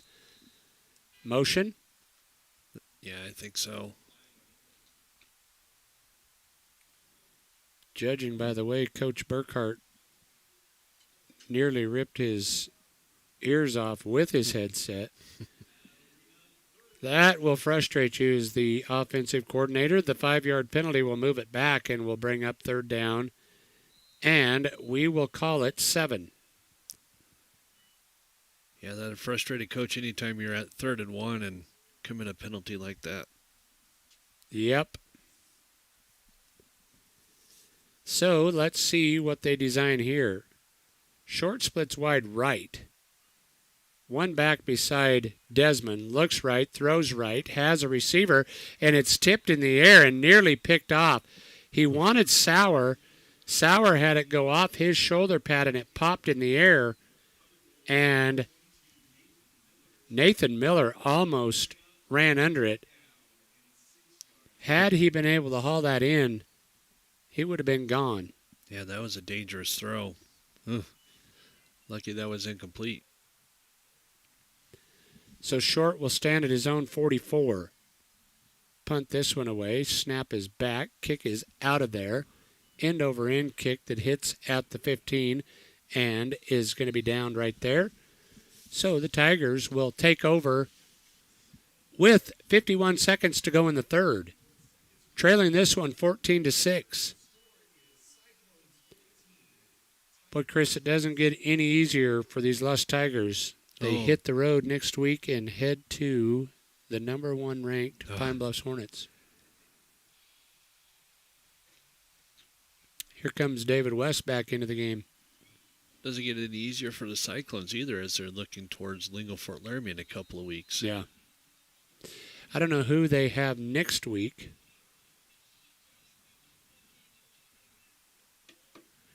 Tiger football. Kupke under center. Miller comes in motion and takes the pitch. Working left side, turns it up, crosses the 20.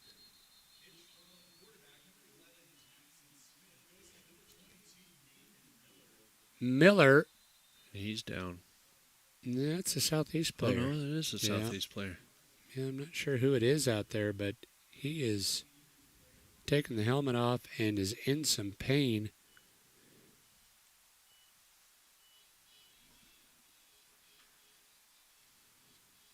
I think it might be Tegan Thompson down there.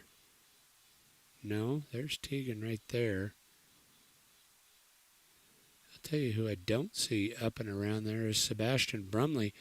So rather than speculate, let's take a timeout. We will let them tend to the injured player. We'll take a 1-minute timeout and be back to Lusk after this break.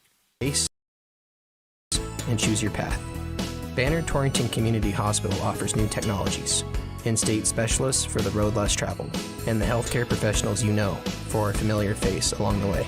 Torrington Community Hospital, providing a wide breadth of care, making healthcare easier so life can be better.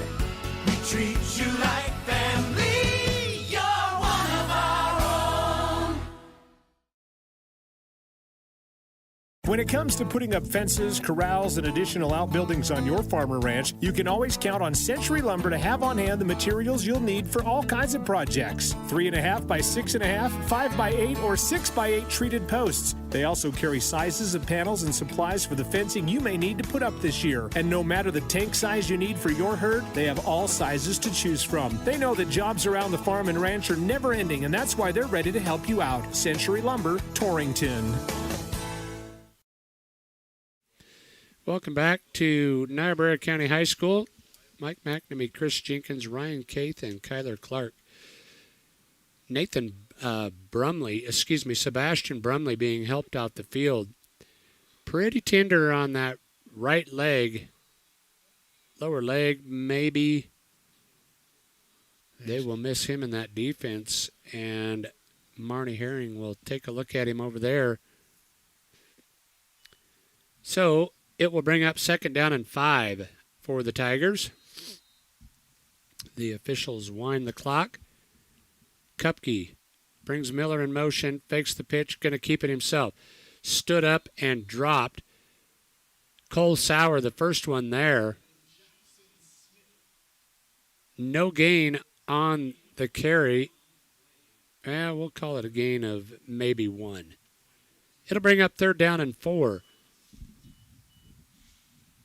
Time ticking away in the third quarter. Tigers might get one more playoff, but I would doubt it. Under 10 seconds now. Kupke comes to the line. They will get it off. They'll fake. Kupke wants to throw, does so across the middle, and he's got a receiver to the 50, the 40, and drugged down from behind at the 30, make it the 25-yard line. Jackson Smith hauls in the pass, and all the way from the 24 to the other end as we end the third quarter.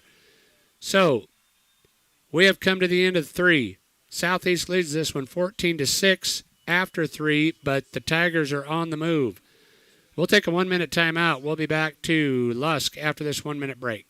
There's fall savings this week at Decker's Market in Lusk. Save in the meat department with boneless pork sirloin roast, $2.49 per pound, and 85% lean ground beef, $3.99 per pound. Fill up on fruits and veggies with strawberries, 1 pound package, just $2.99, and red cluster tomatoes, 99 cents per pound. There's even more savings to enjoy at Decker's Market, so check them out at deckersmarket.com. Go Tigers!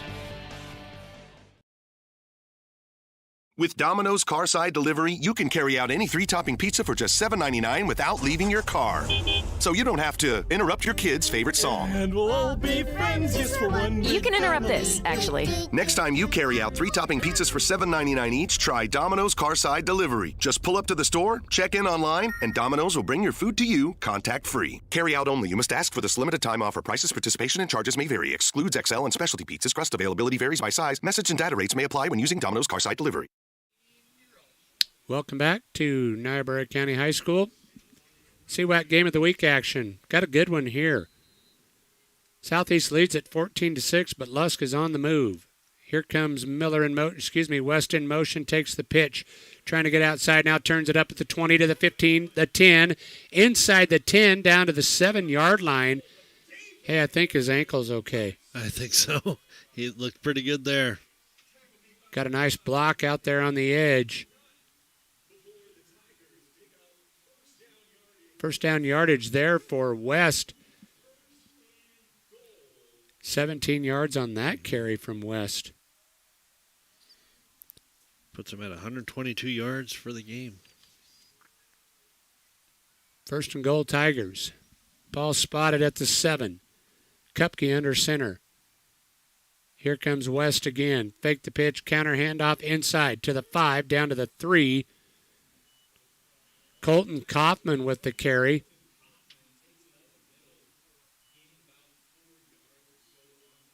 Gain of, they'll call it 4, so will be second and goal from the 4.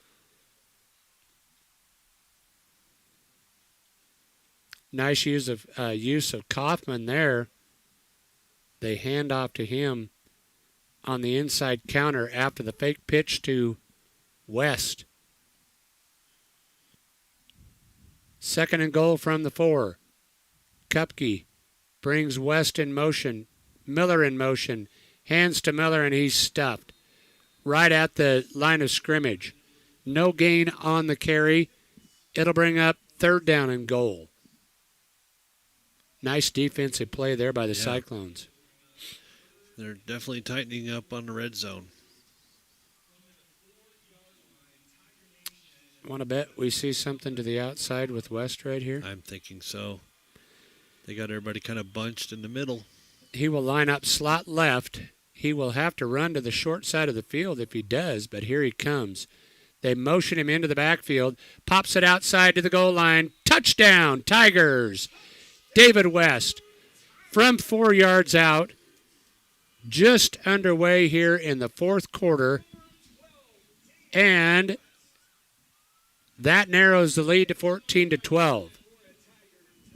Wow, what a night for West. My goodness. 126 total yards, 2 touchdowns on the night.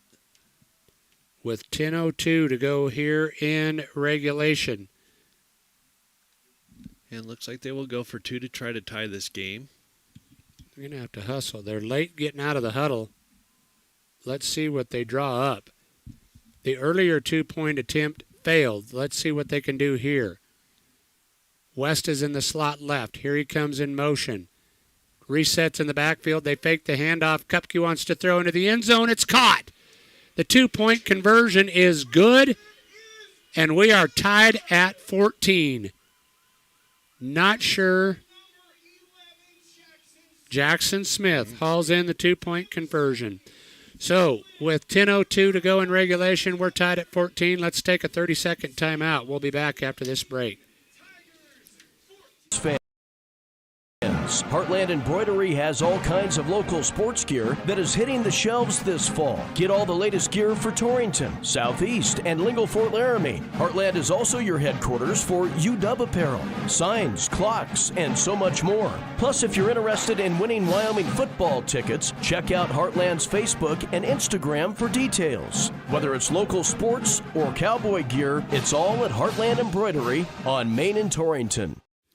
Welcome back to Niobrara County High School. Jackson Smith hauled in that PAT, didn't he? He did. Yep. So we are tied at 14 after the Tiger touchdown and 2-point conversion. It's a good game right here, back and forth. Tied at 14 with 10:02 left in the fourth. They continue to work on Sebastian Brumley over here on the sideline. It's just always difficult. You take one guy out, and he'd been doing a great job in run defense. Mm-hmm.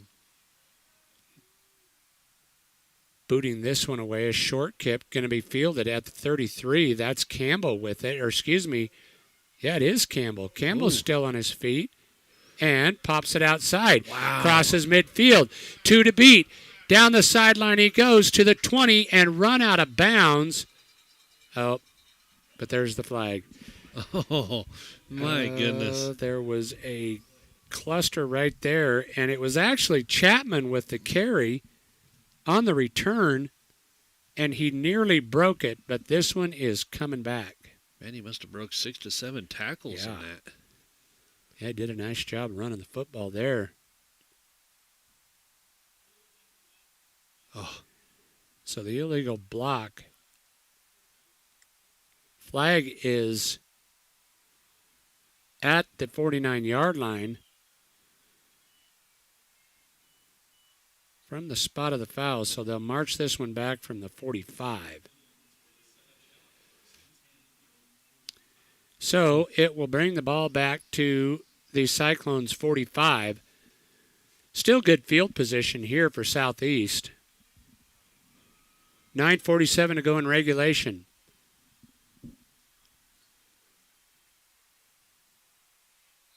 All tied at 14 on the Clark and Associates scoreboard. Thank you, Dusty Anderson. It looks like Southeast takes on Guernsey Sunrise next week. Ooh. Desmond from the shotgun wants to throw. Looks left, throws left. Got a receiver. Short, hauls it in. Run out of bounds at about the 48, so a short gain of, they're actually going to spot at the 47, a gain of 2. Will bring up 2nd down and 8.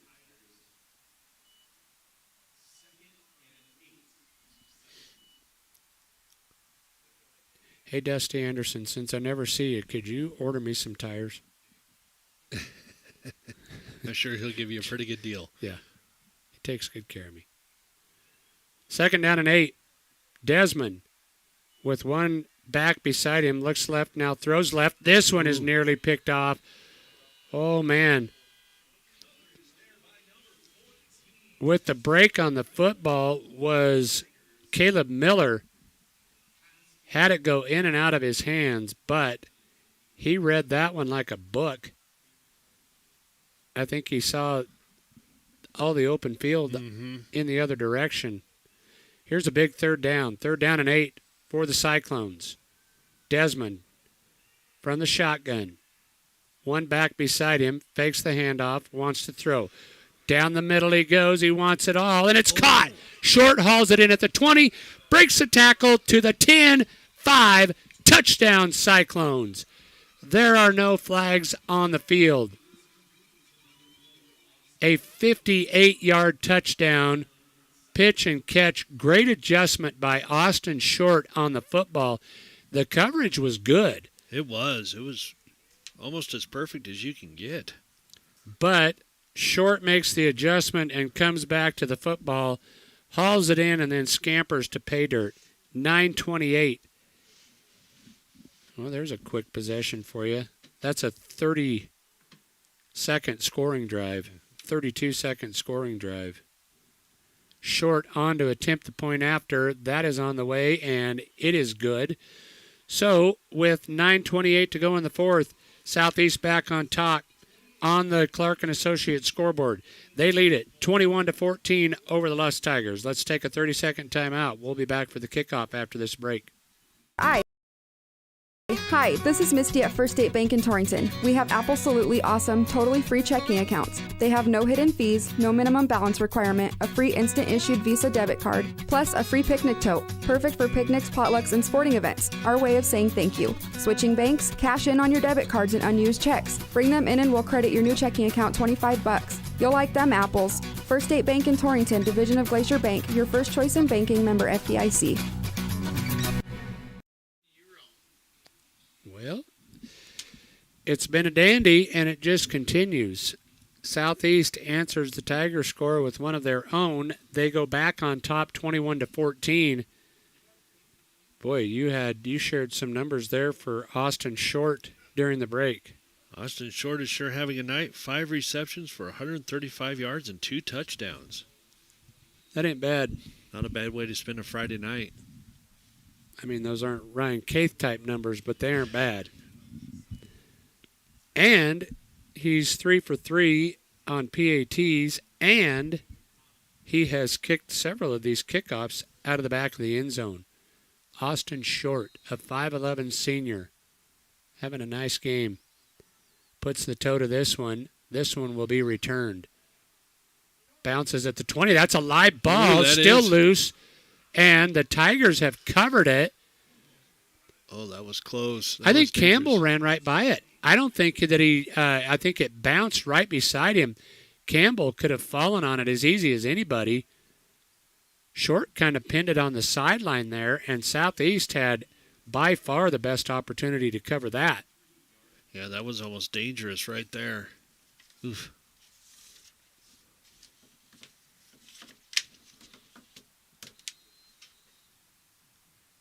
In case you missed the earlier scoreboard update, Torrington fell to Bighorn.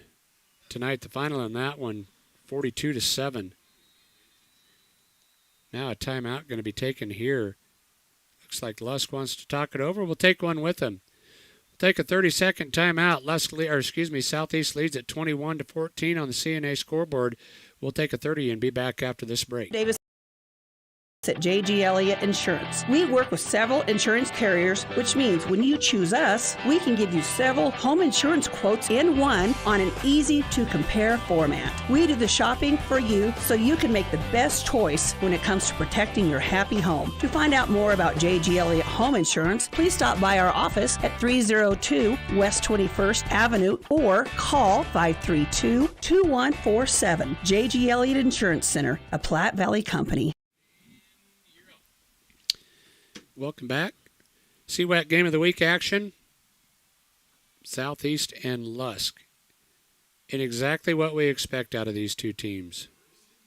It's always a big rivalry, and like we were talking about, playoff implications coming into focus here in what, about 4 or 5 weeks? Yeah. My goodness. Here comes West in motion. They'll pitch to him. Trying to get outside right side. Turns it up at the 25, out over the 27. They will spot this one close to the 30. Boy, does a great job of finding his spot out there. Just kind of glides. But when he turns it up, there's a little bit of explosion. They're going to say a gain of 5. So it'll bring up second down and 5.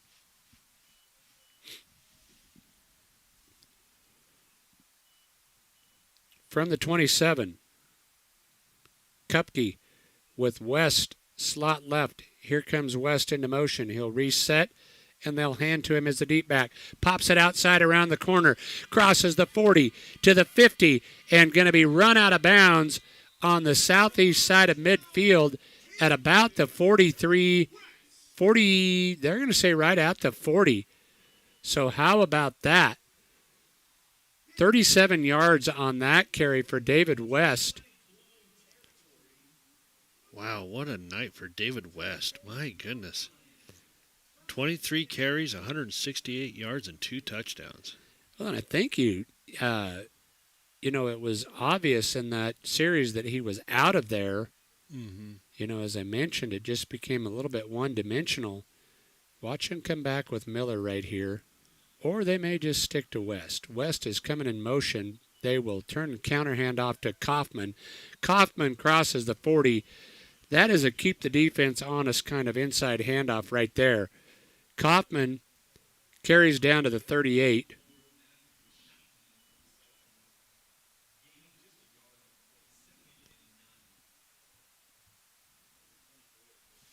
Clock moves here. 8:13 to go in regulation.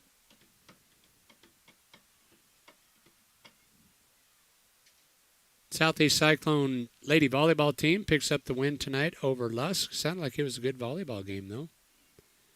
Kupke will bring Miller in motion and pitch to him. Miller tripped up, now turns it up, crosses the 30 and run out of bounds. Miller did a nice job. Yards after contact there as Miller was hit at about the 40, but then turned it up, and the result of the play is run out of bounds at the 24. What are you calling that one, Chris? Should have been a gain of 14, I think, shouldn't it? Yeah, we'll give it to you. 14. Mm-hmm. From the 38 down to the 24. First and 10 Tigers on the move once again. Here comes West. The pitch. Working right side. Cuts it up. Avoids one. Actually can't avoid the tackle of Tegan Thompson. Looked like he was going to be able to step away from Thompson, but unable to do so. So, the loss of 2. We haven't said that many times tonight. I was going to say, I think that might be the first loss he's had tonight. Big Tegan Thompson over there. 6'3", 375-pound junior. Brings West down that time. 2nd and 12. Kupke will motion Miller. Pitches to Miller. Miller to the left side, and flags fly everywhere. This one is coming back as Miller will pick up 4 or 5, but that one, we could have called it from up here. The illegal block or the hold will be the official call.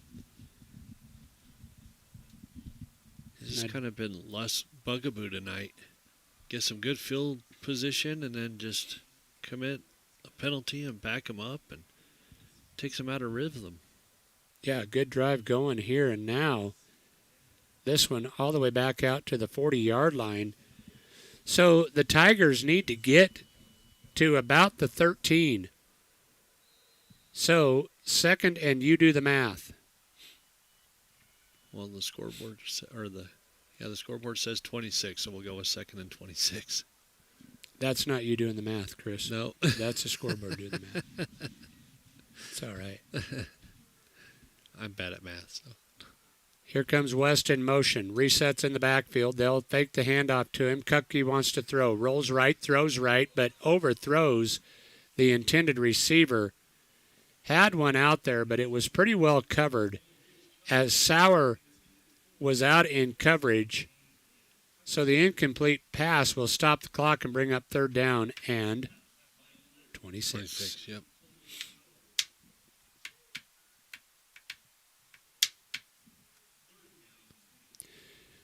Obviously, 4-down territory here for the Tigers as the clock continues to eat away here and become their enemy. 6:32 to go.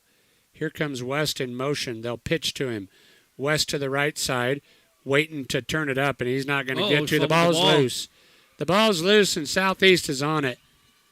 For the first time tonight, the Tigers cough up the football, and there to recover the fumble, that was Cannon Tippett's. The sophomore fell on the loose ball, and it'll be Cyclone football. I believe that's the first turnover of the night, isn't it? It is. It's been a pretty well-played ball game. Less some penalties on both teams, and that our first turnover. And that's a killer for the Tigers. After the run down inside the 30 to about the 20, they march backwards and then turn it over on downs. Here's a handoff to Chapman. He'll be dropped immediately. A loss of 2 on the carry will bring up second down. Southeast going to be content to keep this ball on the ground and let that clock run.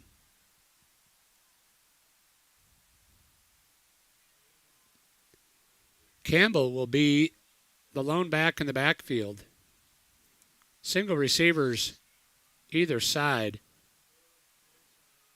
They'll pitch to Campbell. Campbell trying to get outside and does so, turns it up at the 40 to the 50 and run out of bounds. Wyatt Campbell should have enough for first down yardage. A gain of 14 for Campbell on the carry. And the only good news, if you're a Lusk Tiger fan, that stopped the clock when he went out of bounds. Mm-hmm. No, actually, they're winding the clock, so they're going to say that he stayed in. I thought he was run out of bounds. I thought he was out, too. That's why they didn't give us striped shirts to wear to this one.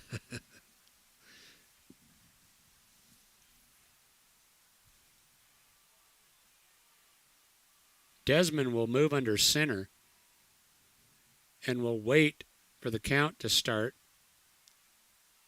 Takes the snap. Fakes the hands off on the counter, and Chapman's loose to the 30. Cuts it inside at the 20, the 10, 5. Touchdown, Cyclones. Chapman, nice vision right there. It was a really nice counter handoff. Are there flags? There is a flag. Oh, I didn't even see a flag. It's clear over on the other side of the field. Oh, I do see it now. Let's see what this is. It's a hold.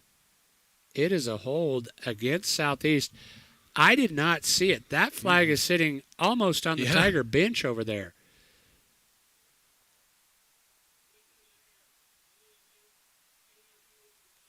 Oh, so that will take points off of the board. The 48-yard touchdown run by Matthew Chapman is for naught. The holding penalty will bring it back. Well, Lusk very fortunate because that could have been the dagger for this game. Yes, it very well could have. Boy, and when the flag comes on that side of the opposite of where the play developed, you just aren't looking for a flag. No.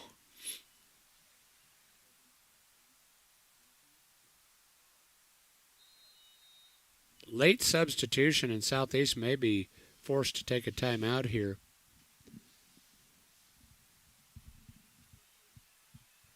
Now they look like they have personnel right. They will break the huddle. Desmond under center with one back behind him. Turns, pitches to Campbell. Campbell working left side, pops it out, now turns it upfield and is run out of bounds. This time I know he was run out of bounds. A gain of, call it 8, will bring up second down and 9.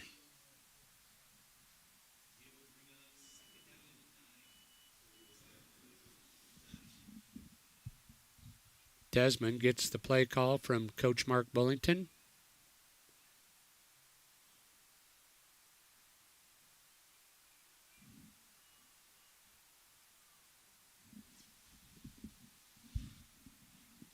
Cyclones to the line of scrimmage. Now an equipment problem with Campbell. Desmond takes care of that. 2nd and 9. Pitch to Campbell. Trying to get outside. We won't get there. Nice defensive play. That was Blake Miller blows that play up. That's a big defensive play there. A big loss. That's a loss of 8, and it will bring up 3rd down and 16. Call it a loss of 7. Clock continues to run, 4:20 and counting. Boy, do you just run it or do you dare pass on this play? Desmond is in the pistol. Single receivers either side. Now they've drawn the Tigers off. The hard count draws Lusk offside, so 3rd and 16 becomes 3rd and 11. I They're think going you've to still call got the to look. Cyclones. Oh, they're walking it back. Oh. Wow. Looked like it was offsides all day long, but that's what I was thinking too. Okay. Wow, this is Cyclones going backwards here. This is not what you want.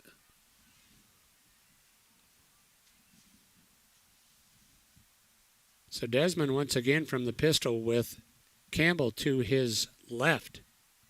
Single receivers. Both sides. They'll give the inside handoff to Campbell, and he's going to be stopped at the 40. So that will force the Cyclones to punt this away, and a timeout is taken by the officials. The referee comes over and has a brief conversation with Coach Sean Burkhart, and now a timeout is called. Timeout taken by the Tigers. We'll take one with them. 21-14, Southeast leads. Lusk will await a Cyclone punt when we come back after this 30-second timeout.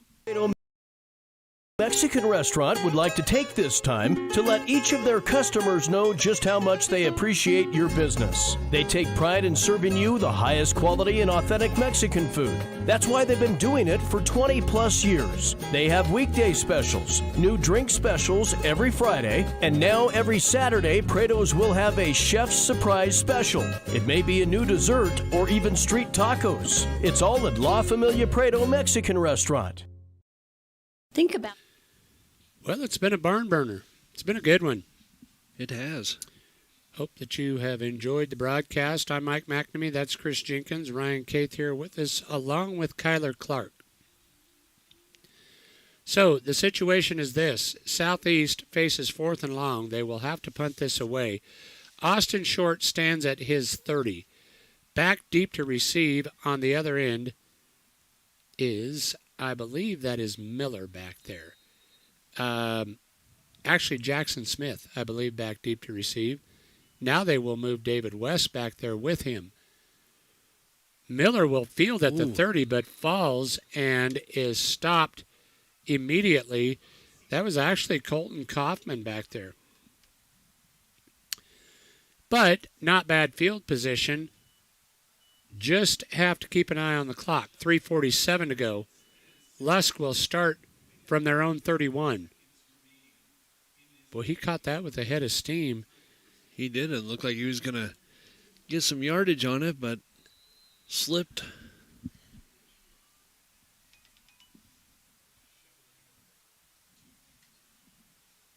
First and 10 Tigers. West from a slot left will see Kupke fake the pitch. He wants to throw. Does downfield, and a flag comes in. Trying to make a play and come back on the football was the intended receiver out there. The pass was underthrown, but the interference came when he tried to come back to the football. Tim Williams, I do not know the answer to that question. So, the Tigers will benefit from a pass interference call here, and they will mark this one all the way out to the 44. Yeah, he got that hand in there at the last second. First and 10 Tigers. They move it back to the 41.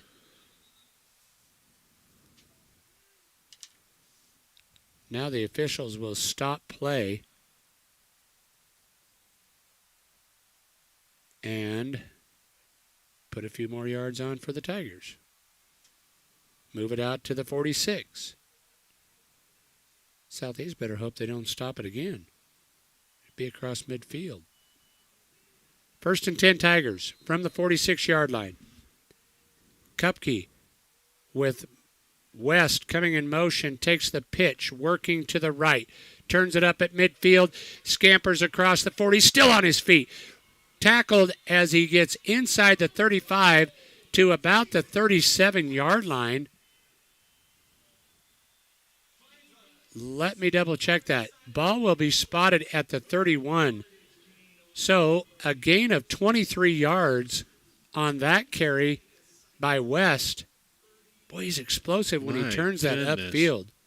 That boy can run. Yes, he can. 189 yards total for today. It's unbelievable. 3:13 to go. The clock runs. Kupke with West in a slot left. Comes in motion, resets. Fake the handoff. Kupke wants to throw, does so. He's got a receiver. This one's caught. Ushered out of bounds at about the 23-yard line. So a gain of 8 on the pitch and catch to Jackson Smith from Ridge Kupke. That'll bring up second down and short, and it stops the clock at 2:55. Tigers almost in the red zone. Ball spotted at the 23. Kupke brings him out. West slot left, but here comes Miller from the right side. They'll pitch to Miller. Miller waiting for it to develop. Now turns it up. Does so. Is going to be run out of bounds at about the 15-yard line. Boy, that was slow developing, but Miller showed excellent patience and made it work. A gain of 7 and a fresh set of downs. Always helps to be patient, let that play develop, and then just run it right up the gut there. Yep. First and 10 Tigers. 2:48 to go. Kupke under center. Brings West in motion, pitches to him. West to the right side, but he'll be chopped down. West is going to lose yards, but a late flag comes in. I think they got his face mask.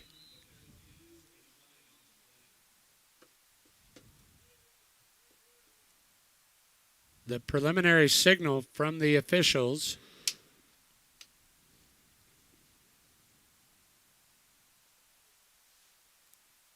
That's going to be a hold on Lusk. Okay. So I would have to think that they will decline. Now they're going the other way.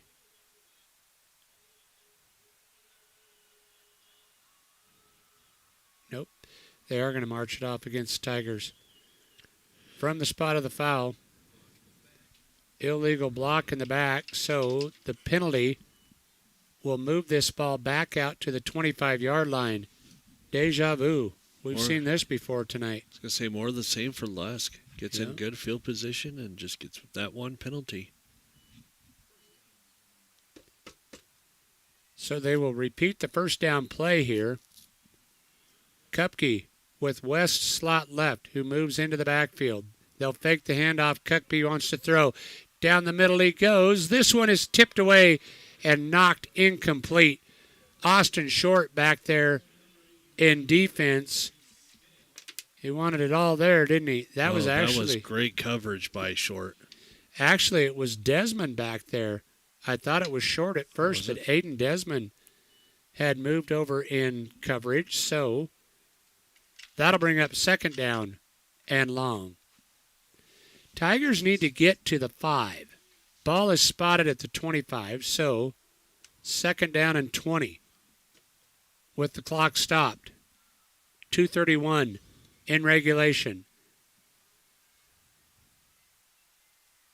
Kupke brings West in motion, fakes the pitch, wants to throw across the middle. He's got a receiver. This one's caught. Spun to the turf after a gain of 10. Gain of 5. Did I miss another flag?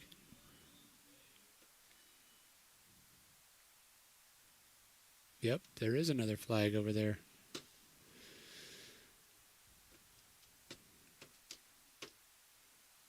Ineligible receiver downfield for Lusk. If it can happen on this drive, it's happening. So that negates the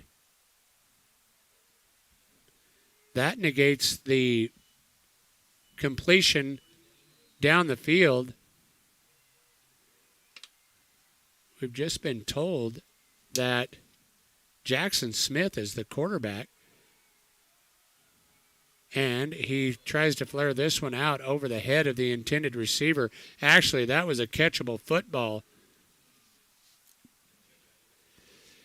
Pass falls incomplete, so it will bring up fourth down, and here we go, the play of the game. 2:20 to go in regulation, trailing 21-14. So thank you, Ryan Caith, for the update. Coach Chris Skeen has put the ball in the hands of sophomore Jackson Smith. He brings him out. Slots to both sides. Here comes West in motion. They fake the pitch. The throw is up for grabs, and it's picked off. Desmond with the interception, but a flag came in late. I think they're going to get a block, an illegal block after the interception. But that is a moot point because it was after the interception. So it will still be Cyclone football. Nope, it's pass interference on Southeast.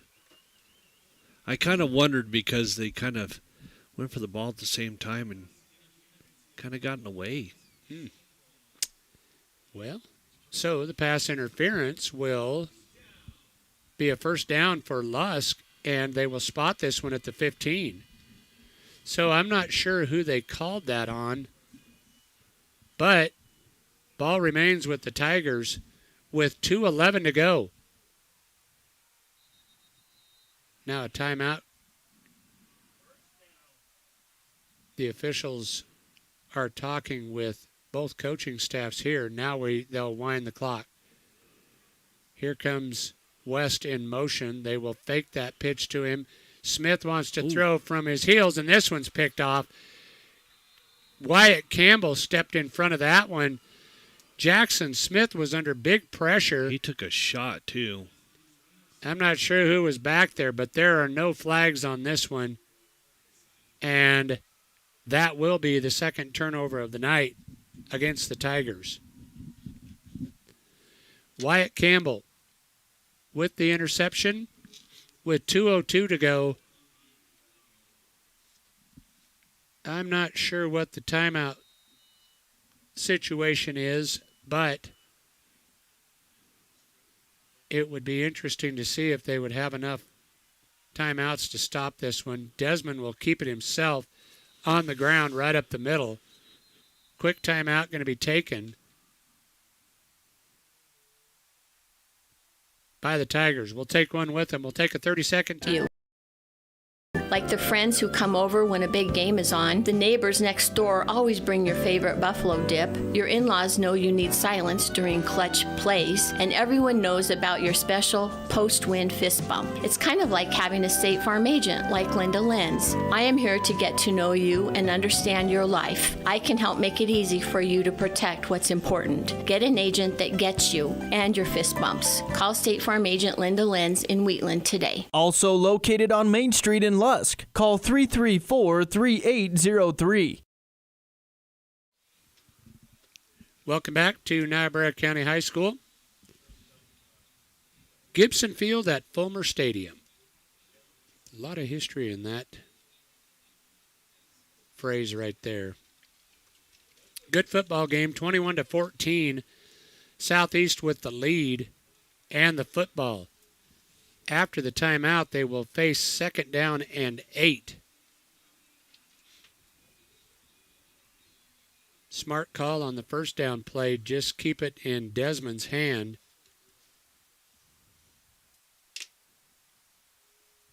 Save the risk of fumbling a handoff. They'll split one receiver wide right. I backfield behind Desmond. He'll turn and hand to Campbell, and Campbell going to be stuffed immediately. That'll be a loss on the carry all the way back inside the 10 to about the 7. They're going to spot it right at the 10. That was a generous spot. A minute 35 after the 1-yard loss on the carry. Actually, a 3-yard loss on the carry. Cyclones break the huddle. Desmond under center with that I backfield behind him. Pitches this time to Chapman. Chapman trying to get outside, and he won't. He'll be dropped as he crosses the 10 to about the 12. So with 1 minute even, they will have to punt this away. But Lusk cannot stop the clock.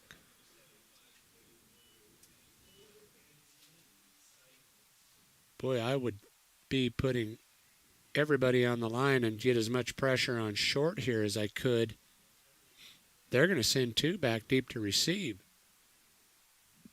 West and Kaufman will go back to receive, and now they will stop the clock. Southeast was forced to call a timeout. There's a lot of confusion out there. Personnel issues, wasn't there? We'll take a 30-second timeout and be back to Lusk after this break. Big deal to your overall health. At Memorial Hospital of Converse County, we have a team of dedicated healthcare providers who make patient-centered care the hallmark of what they do. Dr. Alan Mattern, a board-certified cardiologist and graduate of the Yale School of Medicine, sees patients weekly in our medical office building, and our cardiopulmonary team focuses on heart and lung health with tireless dedication. We are proving that bigger isn't always better at Memorial Hospital of Converse County. Find out more at conversehospital.com. Welcome back to Lusk High School, Niobrara County High School in Lusk, the site of our CWAC Game of the Week. Week number 4, ahead of a showdown between Pine Bluffs and Lusk in week number 5. Look forward to having you tune in to that next Friday night.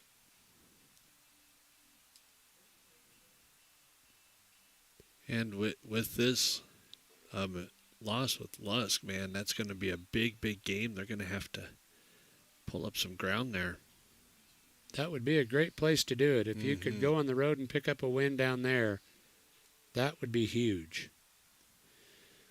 So, Short stands at his goal line. Special teams for the Cyclones have been very good. West is at midfield. Snap back to Short. He bangs it out of there. Nice high punt and miscommunication between the two receivers, and they will let it die. Both Kaufman and West tried to field it. They're fortunate that they didn't touch it. It took a Cyclone bounce. So from his own goal line, Short bangs it out of there, and the net on the other end is all the way to the 33. Another timeout has been taken. We will take what I would have to think is the final timeout here.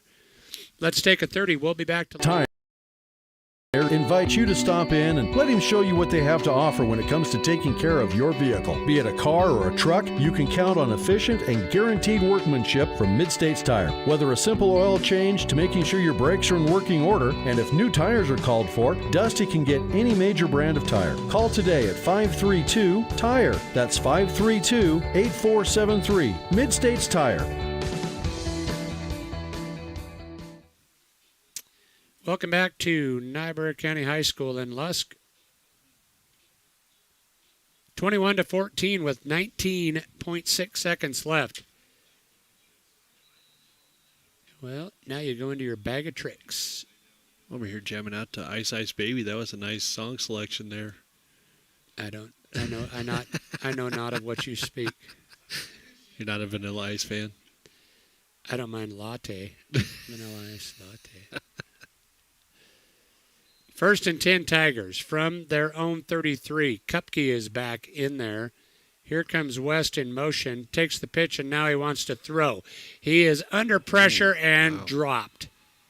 A great defensive play back there by Tegan Thompson. That one hurts. I don't think they'll get another playoff. Yeah, they'll say that they did, but the grounding is going to be blown dead by a motion penalty. So they will give themselves one more opportunity with 2.6 seconds, but they better be on the football ready to go.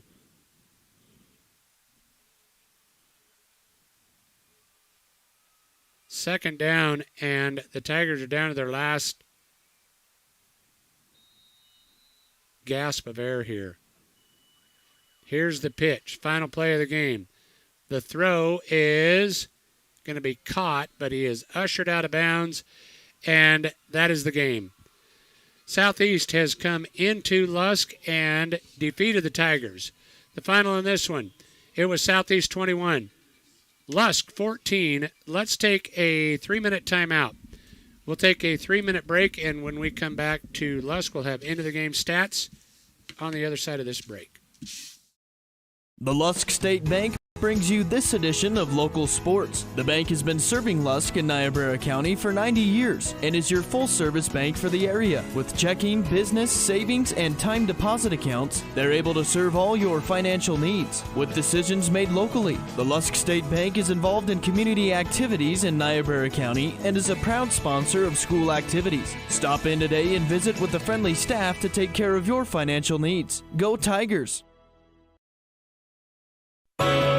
The importance of mental health has never been more prevalent, especially when it comes to our youth in the area. Young people can face difficulties, and number 34 in Torrington is here to help. Shad and the crew are now offering wraparound services in Torrington, Laramie, Cheyenne, Douglas, Wheatland, Lusk, and all towns in between. Number 34 wants you to reach your fullest potential, and they want to help you do just that. To learn more, call 532-0134.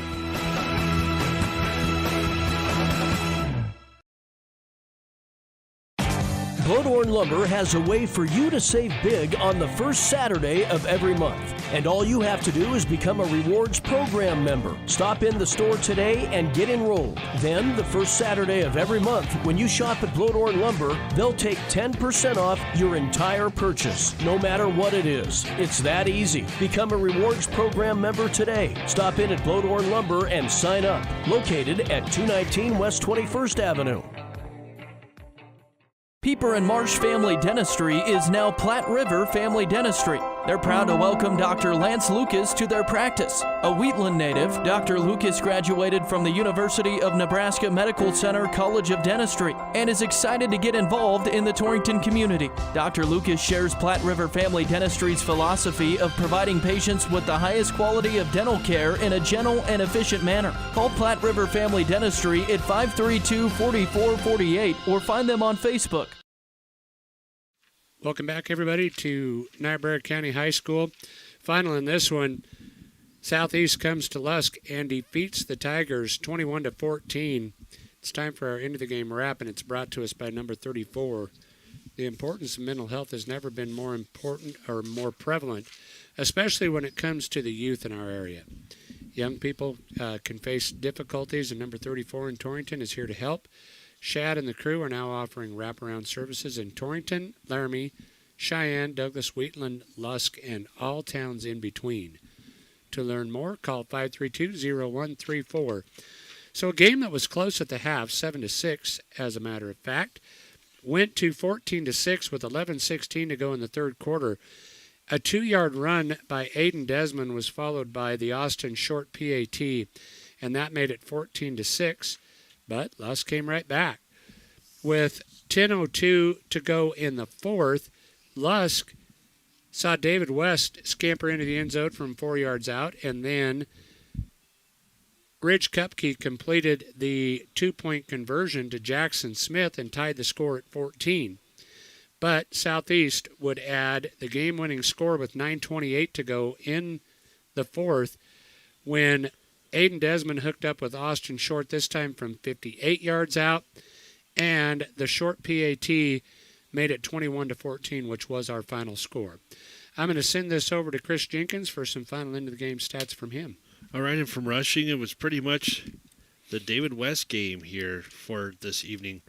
He had 25 rushes for 189 yards and 2 touchdowns.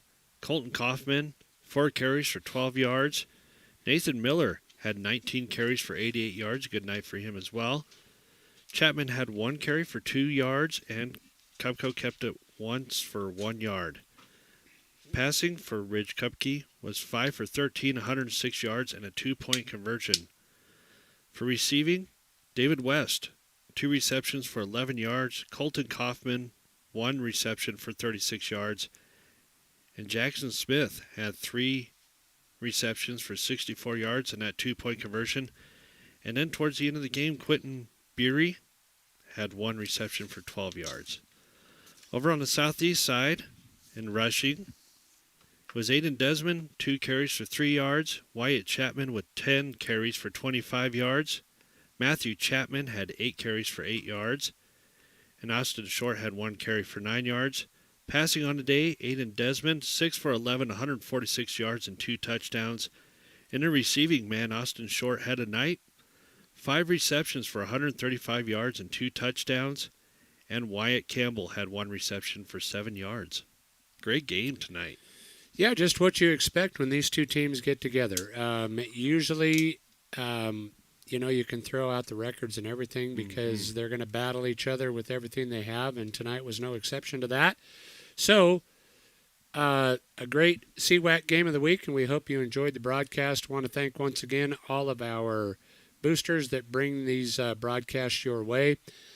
John Gunn back at the station along with, did he make it? Randy Jenkins, Randy made it there. Okay, just all right, in Randy. time. Hey, Randy, better late than never.